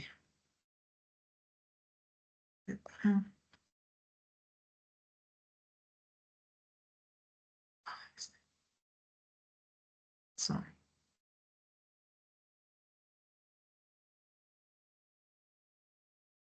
So the panel has before them an application for the review of the existing premises license at Sheniki. The application is submitted by the Haringey Noise and Nuisance Team Responsible Authority, and they say due to the prevention of public nuisance objective being impacted from noise and nuisance which was affecting nearby residents. The review application can be found at Appendix A, and I've set out there at section 1.2 the current hours under the license. Representations have been received, so you have representations in support of the review from residents attached. You've got representations in support of Sheniki as well. And I will point out also that the representations in support of the business are, it looks like a standard memo that has been sent around, is that they are in fact all the same, so the committee will give whatever appropriate weight to that. In terms of recommendations, the licensing committee may decide to take steps to modify the conditions of the license, to exclude a license for activities from the scope of the license, or to remove the designated premises supervisor, or to suspend the license for a period not exceeding 3 months, or to revoke the license. The panel are aware that they will need to give clear reasons for their decision. In terms of background, the premises is located in a terrace of shops with the residential above and to the rear. A copy of the existing license is at Appendix C, and the current premises license restricts, of course, the use of the rear area as it stands. But recently, Mr. Lemba has obtained planning permission for that space, and I've set out there again the matters under the planning that have been granted. The terms of the licensing policy can be found in section 3, and the panel is reminded that the Human Rights Act come into play here, as does section 17 of the Crime and Disorder Act also, Chair. Chair, unless you want me to take you through the representations, I'm aware that the panel's read them. I'm happy to go through them, but I can end there so you can hear from the noise officer. Thank you, Ms. Barrett. Can I just ask the councillors on the panel whether they have any questions for Ms. Barrett at this stage? Yes, Councillor Peacock. When Mr. Overton was speaking, he said that we would not be troubled with TENS anymore. Does that mean that TENS is going? Could you explain his comment, please? Absolutely not, Chair. I mean, TENS would still be available. I mean, you couldn't, for instance, you wouldn't be able to condition the previous application for the variation.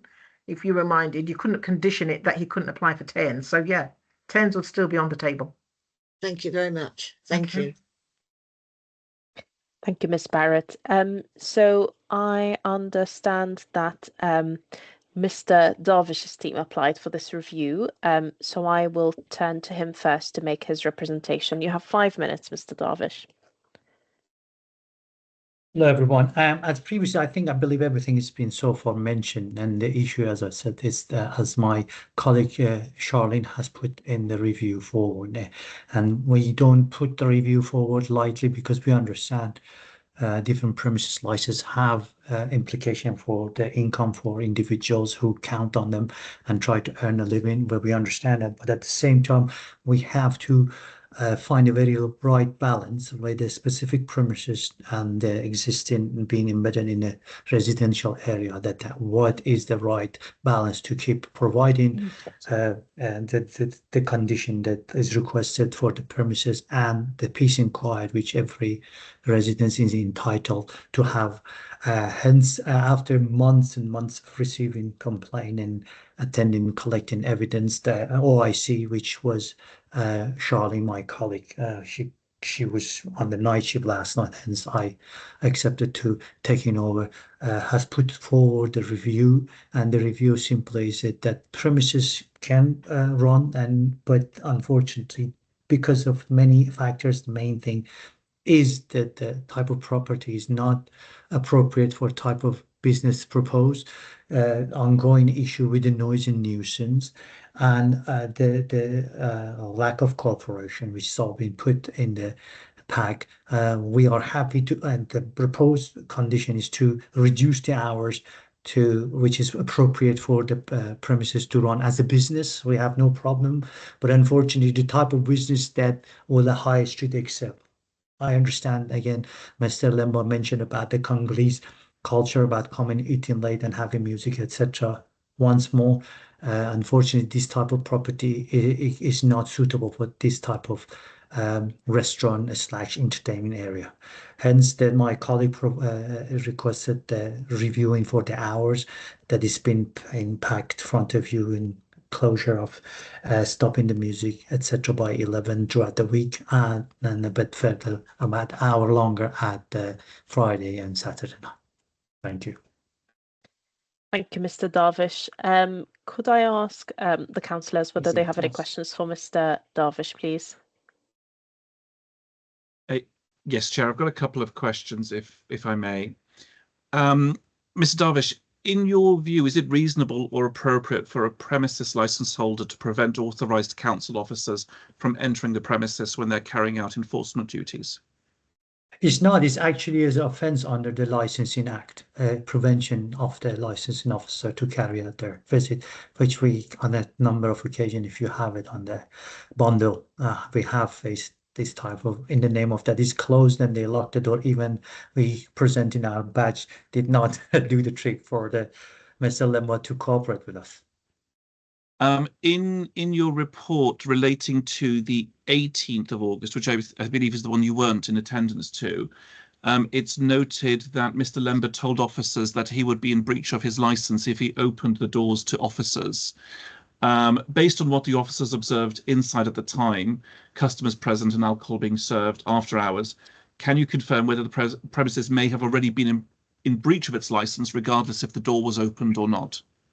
As I said, that night I did not attend. It was my night off. But since all of us had the similar training, we would work on within the framework of the licensing, and based, as I explained to Mr. Lemon earlier on, we based on what we witnessed. The witness is the people there drinking, alcohol is available, the lights on, the music is audible as streetable. Based on this evidence, it was according to those evidences, it was open, and it was a breach of licensing. Yes. With regards to the 24th of August, did the manager or his wife give any reason for locking the door before you could enter? No, I clearly heard them that saying that, don't worry about that, just ignore it, and they left. Even though I showed them at the car as soon as the gentleman who was the driver of the Mercedes entered the property, which I put in my statement, the exact type of terminology they used. Okay. From a compliance standpoint, has the premises demonstrated consistent adherence to its license conditions? Unfortunately not. And do the repeated breaches that have been reported both by yourself and complaints indicate poor management control of the premises? Yes. Outside, what's the engagement been like between yourself and your team and your colleagues with Mr. Lember about how the premises is being managed? Not just Mr. Lember. We tend, as working in the council, working on the civil law, we always have to follow certain procedure. It means we always provide advice, warning, written warning, etc. Then we get to the further kind of enforcement approach. And finally, when it comes to premises license, requesting our review. We, as I said, we don't take lightly to try to reduce people's income and, kind of financial situation. But unfortunately, breaches occurred after breaches. Even though we sent letters, we communicated verbally. Unfortunately, it got us no choice but to request for reviewing the license. With regards to, so in your license review, you've put in place a number of conditions that you're recommending us to consider as part of this review process. Do you believe that the conditions you've proposed would realistically secure compliance at this premises? Yes, because majority of complaint we receive in noise and public nuisance comes beyond that late opening hours. Couple of reasons is people beyond that hours, if it's during the week time, people tend to want to sleep and the street will be quieter. Hence, if they continue, even if it's a normal few people sitting, eating, or a bit of music, or even not music, the nuisance will, the noise will become a nuisance. Hence, the reducing time, it will be the best option to, without revoking the license and preventing Mr. Lember to earning the money, to kind of as a mitigating factor to resolve this issue. Okay, thank you very much. Chair, that's it from me for the moment. Thank you. Thank you, Councillor Da Costa. Councillor Peacock, do you have questions for Mr. Darvish? I've only got one question, came out of what Councillor Da Costa was saying about when you've approached the building. Is it DPS Mr. Lambert, or is it his wife, or is Mr. Lambert always there when you come? When I attended, yes. And is he the door supervisor there? Is he there was no door supervisor, no. No. Okay. Thank you. Yeah.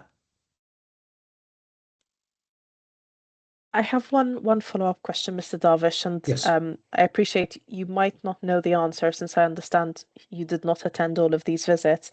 Yes. But on the 14th of July, you mention, I'm looking at page 76 of the pack, customers seated inside, customers dancing. Do you have an approximate idea how many customers were inside the premises on the 14th of July? I'm afraid I can't give you the exact answer because I wasn't attending. Okay, yeah. I understand. Mr. Overton, Mr. Lemba, do you have any questions for Mr. Darvish? Yes, Mr. Darvish, I have a question for you. Yes, in the review application, the suggestions that you make are that the rear area be approved by planning and indeed it now has, that appropriate soundproofing measures are adhered to. And Mr. Lebb will say that that has also been done. And you also, of course, go on to recommend that the hours be reduced. None of that takes into account that a sound limiter, as we're suggesting in the earlier review, be in place throughout the entire building, because when this review application was made, there was a application to vary that involved removing that condition. So that I think that is a circumstance, I'm hoping you will agree, that's changed since the review application went in. And how does that influence your position? Thank you. Unfortunately, that wouldn't, as I said, the review bundle is put forward by the OIC, which is my colleague Charlene. But based on the experience and the type of similar property that we have throughout West Green Road and the other similar road in the borough, unfortunately, based on the record, it shows that such mitigating factor does not necessarily reduce the noise and nuisance level in terms of the going beyond midnight or 11 o'clock midnight during the week and much later on.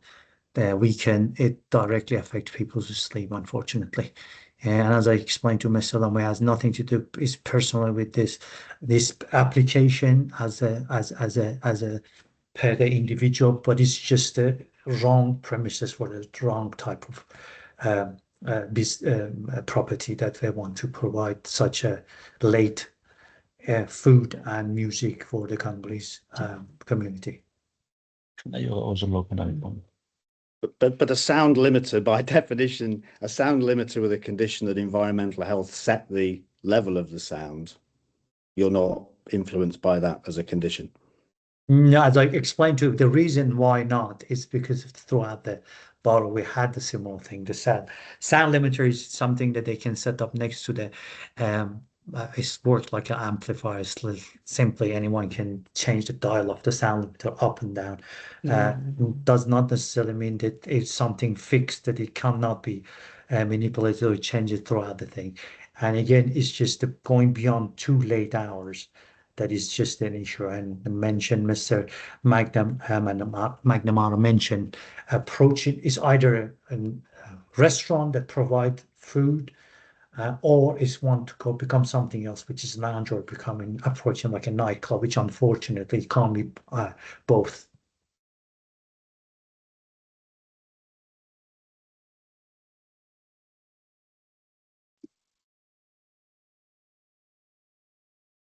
Thank you. Thank you, Mr. Overton. I just have one follow-up question, Mr. Darvish. Yes. Would you be able to explain? So we've heard from Mr. Overton that in the previous item that Mr. Lemba is willing to reduce the hours that he is requesting and also accept the noise limiter condition. Taking that into account,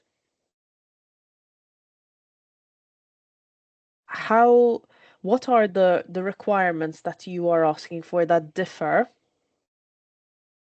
from what Mr. Lemba is willing to accept? So what are the points of difference between the conditions you are suggesting the committee should impose on the premises and the conditions that Mr. Lemba and Mr. Overton have already indicated they are willing to accept? Could you just explain the difference to us so we have that clear in our mind? Definitely. If they want to operate, which I totally agree with Mr. Overton, and I really appreciate that. It's very refreshing to see a licensing agent that is fair and understand the situation, not trying to provide some justification to. It's totally understandable. If they want to operate like a restaurant from Sunday to Thursday, closing midnight, and give it about an hour before that, stopping licensable activity, and a bit longer at Friday and Saturday, that's acceptable, because when it's happening is when this opening goes beyond. And once in a while, if Mr.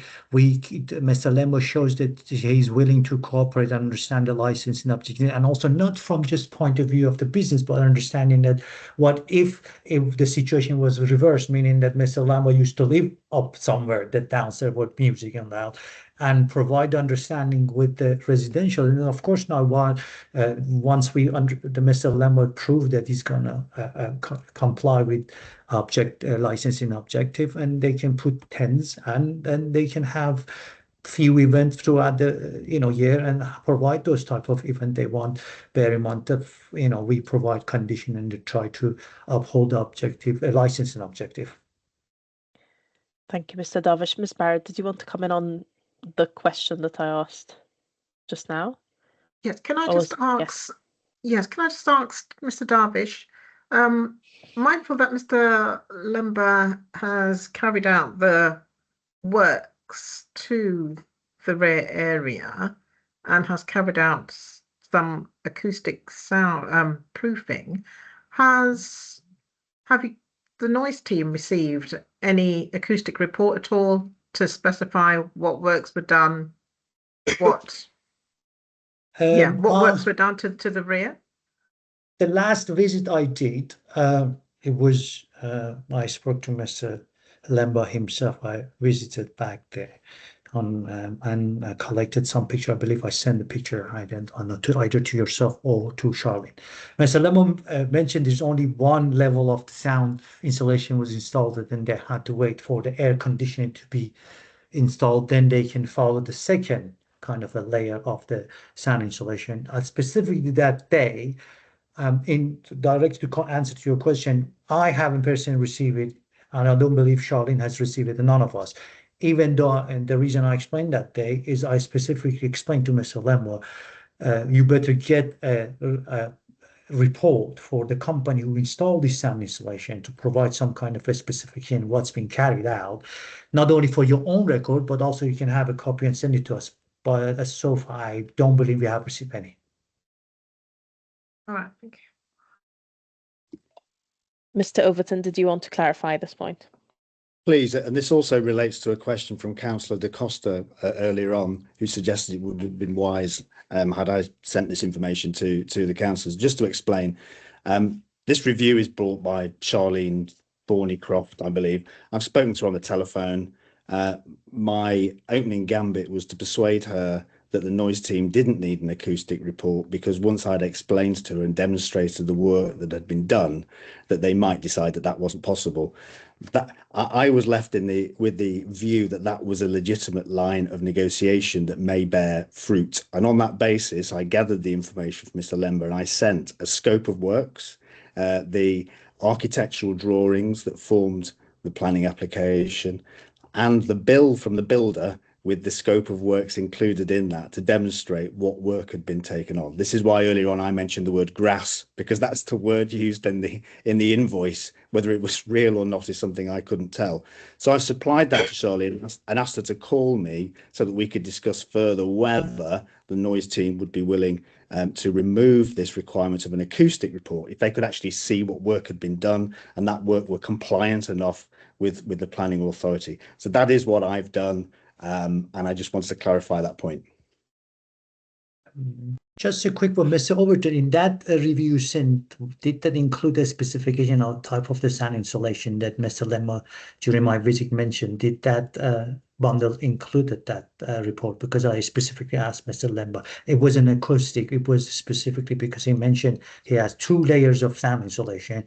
And I said, not only for his record, but for us, if you get which company give that the company carry out those specifically for sound insulation, provide the report on the specification, etc., so we can see what's happening and what type of kind of materials being used and what company has carried out, and we can check whether or not meet the kind of the level of industry in the standard.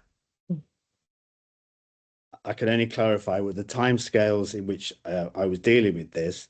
I agreed with Charlene that I would send her the information I could find, and that information consisted of the scope of works, and the builder's invoice that demonstrates the materials used and the work that's been carried out on this building, pursuant to a discussion about how that might replace an acoustic report, because there simply wasn't time in which to obtain one.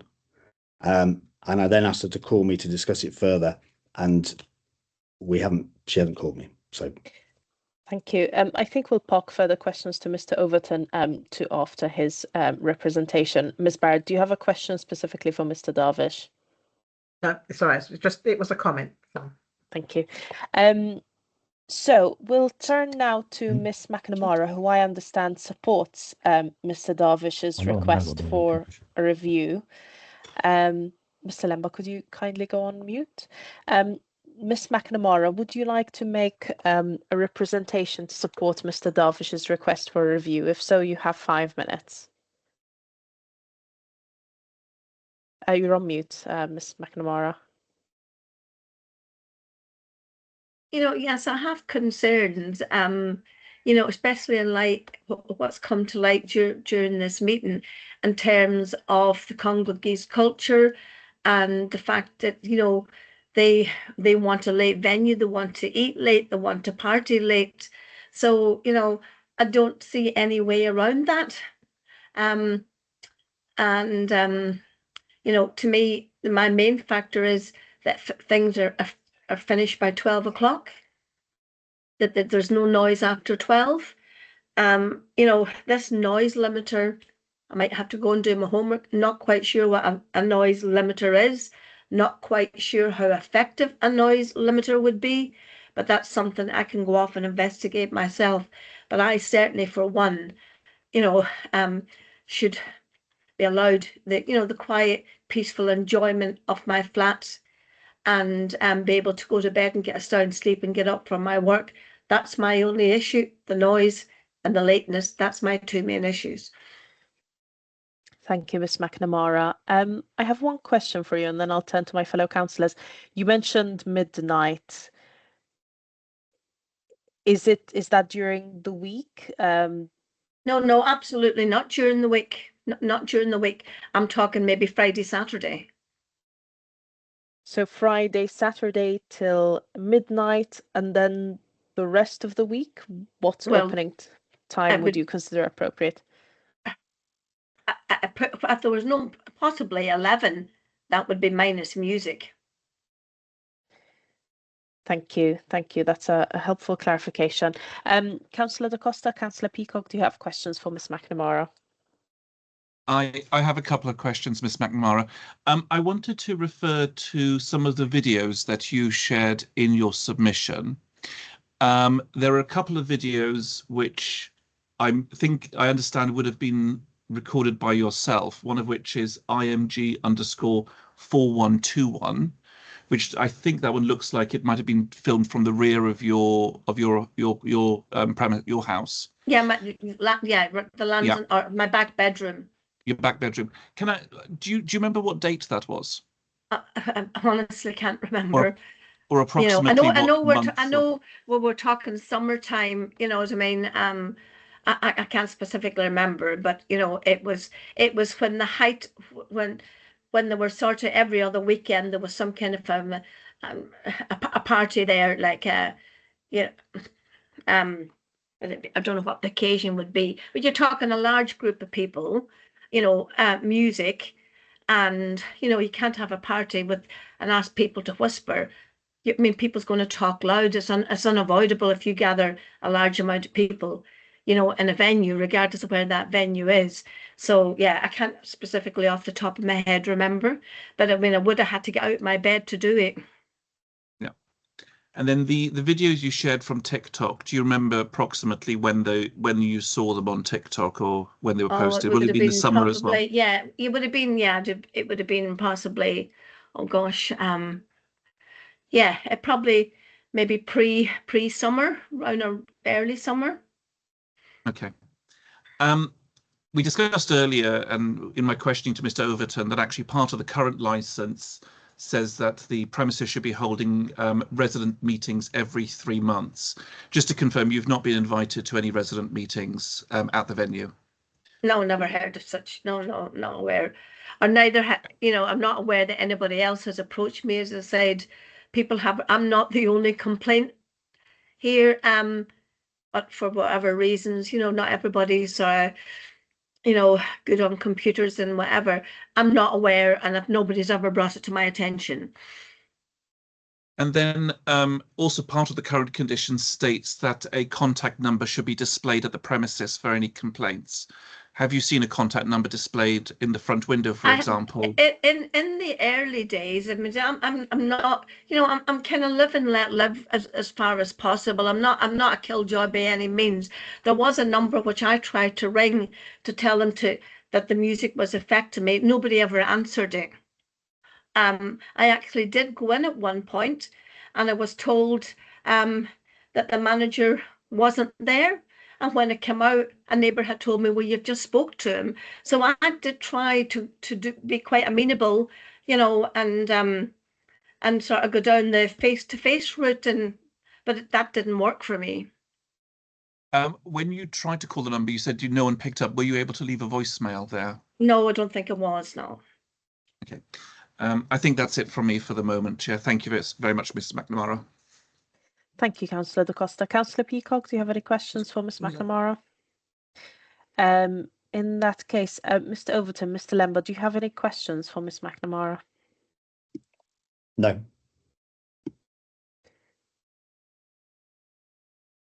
Mr. Lember, you're on mute.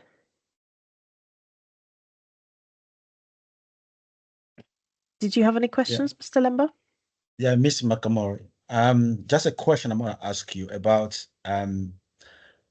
if you have seen the job that we've done on the back area. I know that you still have that idea of your plastic roof or fiberglass roof on the back area. I'm asking if you have seen the work I'm doing there. Have you seen that? Have you seen that the plastic roof doesn't exist anymore? It's no longer there. Have you seen that?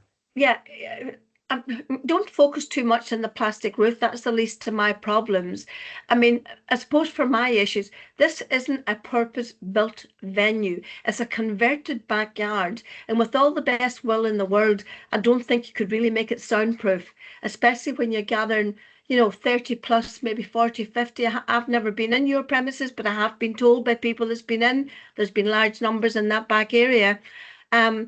That's just my issue. It's like the whole setup is wrong. It's in the wrong place. It's the wrong environment. It's the wrong structure.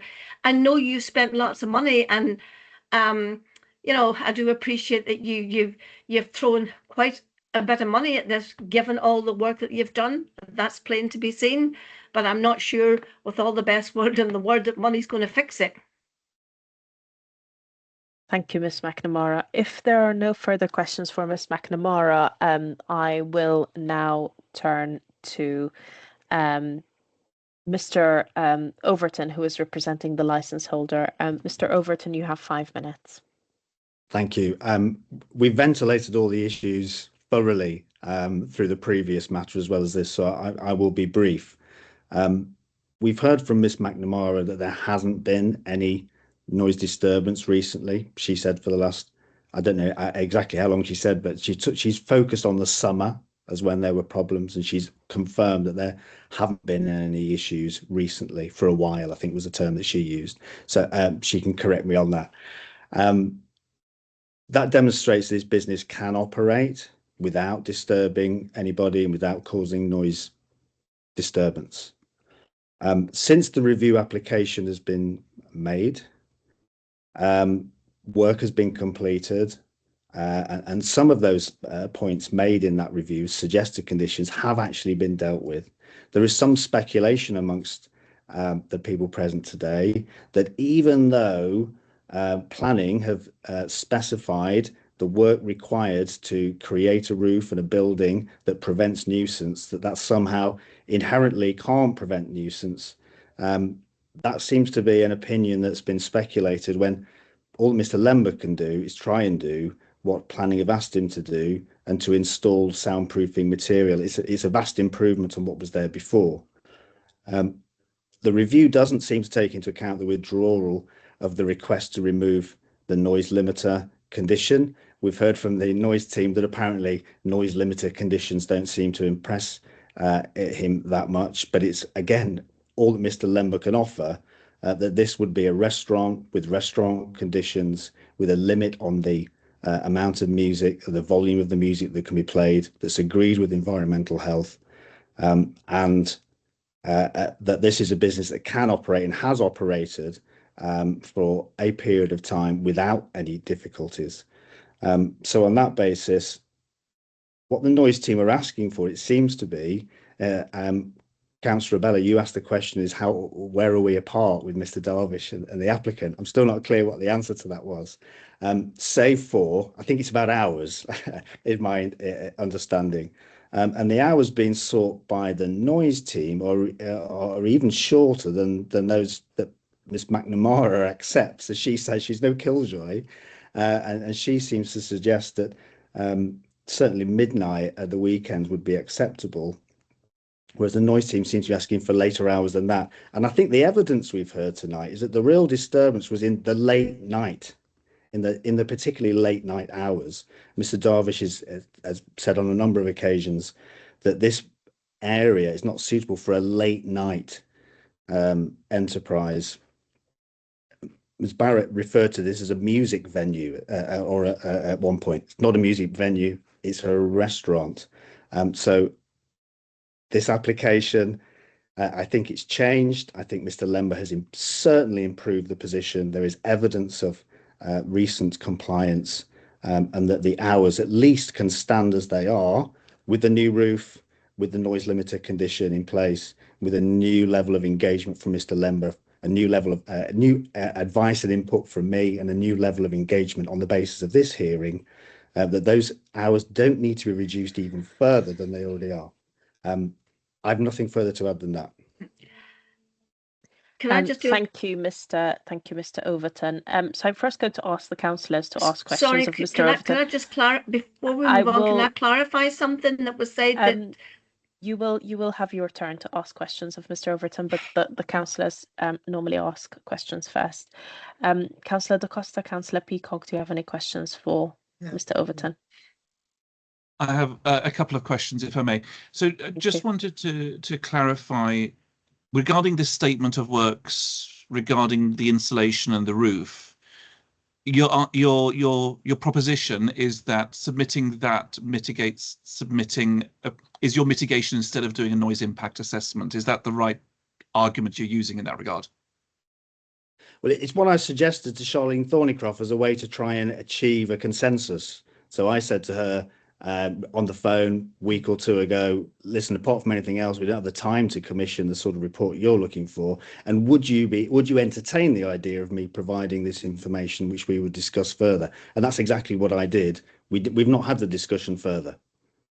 So if we were minded to, well, I'm not going to prejudge the decision of the committee, but if the committee were to say, before we consider anything, we want both a noise impact assessment and an operational management plan, because we have neither in our bundle, is Mr. Lember in a situation where he'd be able to produce both those documents?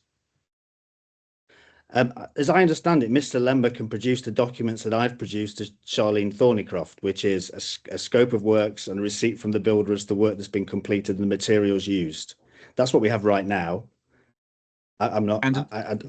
Sorry, go on. Yeah, and then but an operational management plan, how the venue is going to be operated, how the restaurant's being operated, the policies, etc. Is that in place? Can that be submitted? That can be worked on. I can work on that with Mr. Lember in conjunction with the noise team. All of these things can be done. Okay, of course. So, thank you. Oh, we've got a couple of hands up now, Chair. Do we want to take the hands, or should I continue with my questions? I think if you can finish your questions, and then I will go through everyone else's questions in order. There's suddenly hands popping up everywhere, so I just wanted to check with you, Chair. I want to turn to 3 of the TikTok videos submitted by Miss McNamara.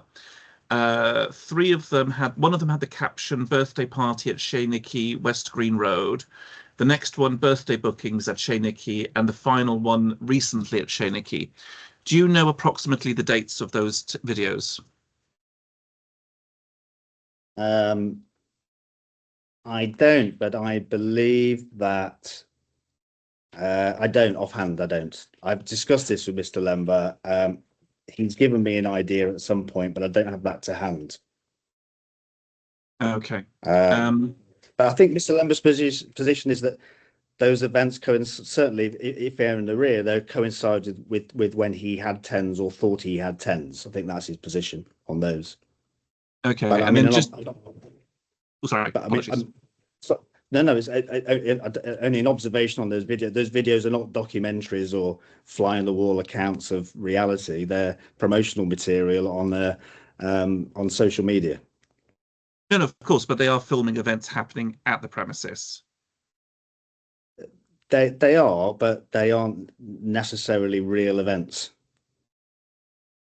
I think, in my view, that is promotional material. It's not necessarily an accurate reflection. One would not want to rely on that in my submission as to whether license conditions are being adhered to. Okay, well, that actually leads me into my next questions, because I'm going to stick on the videos because they are in my view, they are videos promoted on social media showing events happening at the venue. With regards to one of them, which the reference number is very long, but it shows the front area of the premises. The reference number is, I will read it out, apologies to everyone, V24044GL0000 CV2 UT47 OG65, and I'll leave the rest because at that point hopefully it's able to narrow down the video. But it shows a number of tables at the front of the premises. The first table, the first table between 0 hours and 000 and 003 of the first table in the front of the premises with alcohol visible, no meal. The second table, again in the front, alcohol, including sparkling wine or champagne in an ice bucket with no meal. And then a staff member at the bar drinking what seems to be sparkling wine with no meal. So these excerpts of the video are from the front of the premises where there is drinking happening without a meal. So I just wanted to clarify why there were no table meals being served in those excerpts of those videos. Mr. Lember may want to expand on that specific one, but from my perspective, they're not necessarily real events. This is promotional material. It's advertising in a world in which there isn't an advertising standards authority. To that, yeah. To be honest, a video, an event, for example, you should have somebody come to a restaurant, order a drink and a meal. You give him a drink and the order is food, and there's a specific time you serve the food, and they finish the food. I don't think so. As long as they keep over there drinking whatever they left to drink, you have to have food on the table. I don't think so. There is a time that they can finish the food is gone, and if they want to order extra, maybe later on, but a bottle of drink can still remain there. The velocity of drinking, of eating and drinking is not the same. So basically, if the video was captured, the time they finished the drinking, they finished eating already. So like I say, it doesn't reflect the whole event. It's just a portion of that event. Okay. Turning to the 18th and the 24th of August, two of the incidents mentioned in the representation. I just want to understand, on the 18th of August, why officers were refused entry to the premises. What was the reason for refusal of entry of council officers?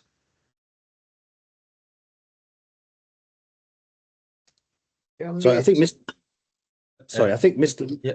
Sorry, Max, do you want to answer this one? Yeah, basically, to be honest, the officer came in two occasions. I'm a colleague. I don't have the date into my mind. For example, Mr. Davis.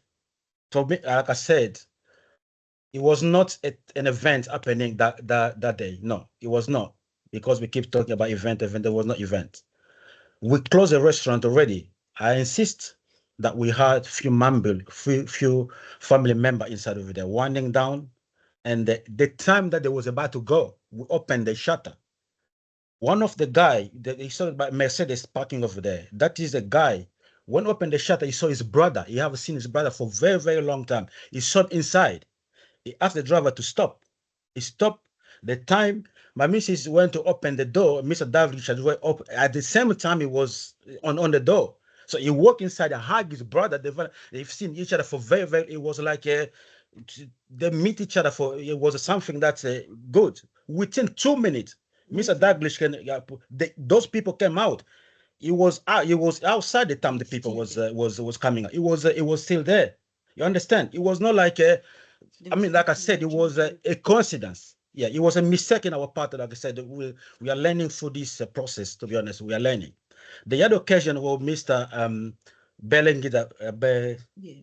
Greg came on the door. You understand? To be honest, I didn't know that it was Greg because the door was, I was halfway, the shutter was halfway, the door was locked. Again, my son and his girlfriend and my brother was there. They were sitting on the table. Yes, there was a bottle of Guinness on the table over there. My son and his girl was eating. Yeah, they came from university. They was eating. We were closing. Myself, I was in the kitchen cleaning. You see, when he came on the door, to be honest, I didn't even know it was him. The only thing as I thought it was a customer. He didn't show me the badge. Maybe I missed the badge. But I said, if I open my door, I'll breach of my license. I cannot let you in. That is my answer to him. You see, so to be honest, it's only those 2 occasions. Like I said, mistakes have been happening through the line. I am learning. It's a process learning. I'm learning. So to be honest, with themselves, I will turn it around. So thank you very much, Mr. Lember. And just with regards to what you said, you are learning and we appreciate that. What training have you undertaken to be able to run your premises better and be a more responsible manager at your premises? I have my personal license already. I work for training for personal license for selling for alcohol.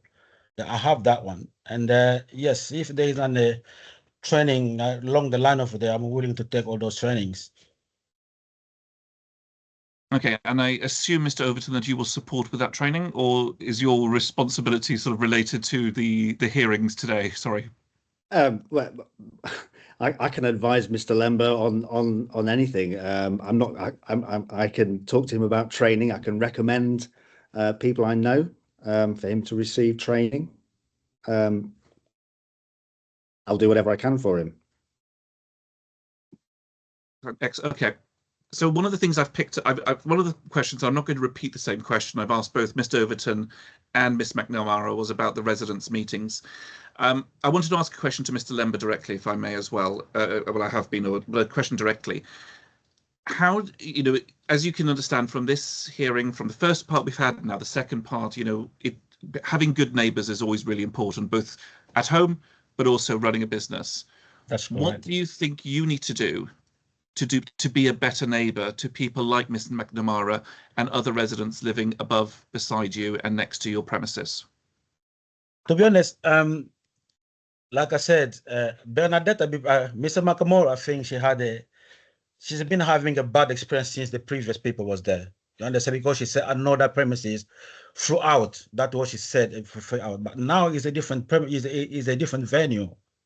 It's a new restaurant. It's a very beautiful place, to be honest. You understand? But it's been a mistake throughout the outset that we are willing to correct those mistakes. And again, to have a committee meeting or neighborhood meeting, so be honest, again, I would ask advice how to.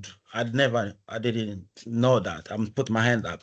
So really, I will ask Julian how from now on how can we go forth to involve people like Mr. Makamura and the rest of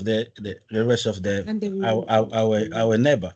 Make sure she's sleeping. Yeah, No I'll make sure that I'm not over there to make her life miserable. No, I'm not there. I'll make sure that we will do our best that all our neighbor we have a good relationship with them. Okay, thank you, Chair. For the moment, I have no more questions, but I might want to come back on some matters. Apologies. Thank you, Councillor Da Costa. So earlier on, there were quite a few people who had their hands up to ask a question. Councillor McNamara, Miss McNamara, I've elected you as a councillor. Yeah, sorry, it was just something to clarify with Mr. Overton. Yes, I said it was a pretty peaceful summer, which it was, but that's because the back area was out of commission because Mr. Labamba obviously was doing renovations, and so it was because it wasn't being used as a function room. That's why it was quiet. Could you phrase your interventions as questions at this stage in the process, Ms. McNamara? No, this was just a correction to a statement. I felt that I needed to correct it. That's all it was. Okay, I think if you could save these corrections for your final remarks, that will allow us to follow the process more closely. Mr. Darvish, did you have questions for Mr. Overton or Mr. Lemba? No, Council. I'll make it to a statement in regards to a speculation that we were supposed to make. Made a statement. Could you then reserve that for your yes, exactly. summing up? Yeah, sure. Are there further questions for Mr. Overton and Mr. Lemba? I think we also had received correspondence from individuals who wanted to express their support for Sheniki. I don't see any of those individuals on this call. So I don't think we will have the opportunity to hear from them, but we have seen and read their letters. So in that case, we'll move to summing up. Mr. Darvish, I'll give you the opportunity to sum up first, and if you could include your clarification in your summing up, that would be helpful. Thank you very much, Chair. Just the clarification about the comment Mr. Overton made about the noise team speculation. I appreciate that the planning team, they followed a specific kind of procedure in regards to functioning of the building or change of function of the building, and they might give a certain requirement for an individual or applicant to carry out. Nevertheless, after any type of planning application, the planning team always, when it comes to the noise, refer to us in regards to get the noise report on even the planning permission. So what we were kind of the comment we did, it wasn't a speculation, it's based on the experience and the existing record of the similar property throughout the borough in West Green Road and similar road. And that's what I was trying to explain to the member of the committee. Thank you. Thank you, Mr. Darvish. Ms. McNamara, would you like to sum up your position? And if there are further clarifications you'd like to make, you can make them in this final summary. Yeah. Well, it's just one clarification, and that was Mr. Overton to say that, yes, I did say that there's not been any disturbance in the summer, but that's because the back area it's been renovated and it's been doing obviously all what was required of them, so that it's not been used as a venue. And I've not had any issues with the front bit. I suppose I just, all I really want to say is that I don't want an all-night or a late-night music, restaurant, party, large gathering of people where there is going to be unavoidable noise. And I just think it's unfortunate that he's chose the venue that he did, because to me it's just absolutely not suitable for the purpose that he wants it and needs it to be. That's all I've got to say. Thank you, Ms. McNamara. Mr. Overton, Mr. Lemba, would you like to sum up your position? I think I've summed up my position already, and I won't trouble the subcommittee with any further representations. Thank you, Mr. Overton. Mr. Lemba, is there anything you'd like to add that hasn't already been said? Yeah, basically, I want us to give us an opportunity to trade as a responsible business and serving our community, as we said at the outset. And we've been mistakes have been done throughout. We have few mistakes, and we accept those mistakes. And yes, like I said, we are preparing and to correct those mistakes. A huge area, huge things have been done already to correct those mistakes of noise on the back of we have modified completely the back area. We modified, and that issue of noise, to be honest, and that is been resolved. And so we are asking to give us an opportunity to operate and serve people that come from our background. We have a neighbor around us who are open until the late hours of I'm gonna give 2 o'clock in the morning. They're still open, and yes, They're gonna have a live yeah, music. Ryan, we can have live music until 2 o'clock their day, our next to us, or along West Green Road. So really, to say that West Green Road is we choose a wrong area to open, whatever we are asking to give to our patron is a little bit unfair. So because we have the same restaurant within West Green Road, which is opening until 2 o'clock in the morning. So really, we just need to give us a fair chance, and we learn from mistakes. So we are willing to, to be a neighbor, be good relationship with our neighbor. We try our best how we can conduct the neighborhood meetings, and then so if there is issue, they can raise it so we can try how to correct it. Thank you. Thank you, Mr. Lemba. So all that is left for me is to remind you that the councillors will deliberate after this session, and you will be provided with a decision on both the variation of the licence and the review of the licence within 5 working days of this meeting. So we'll conclude the meeting here. For the councillors, we will meet in the deliberation room shortly, but for everyone else, have a lovely evening. Thank you, Thank you. everyone. Good night.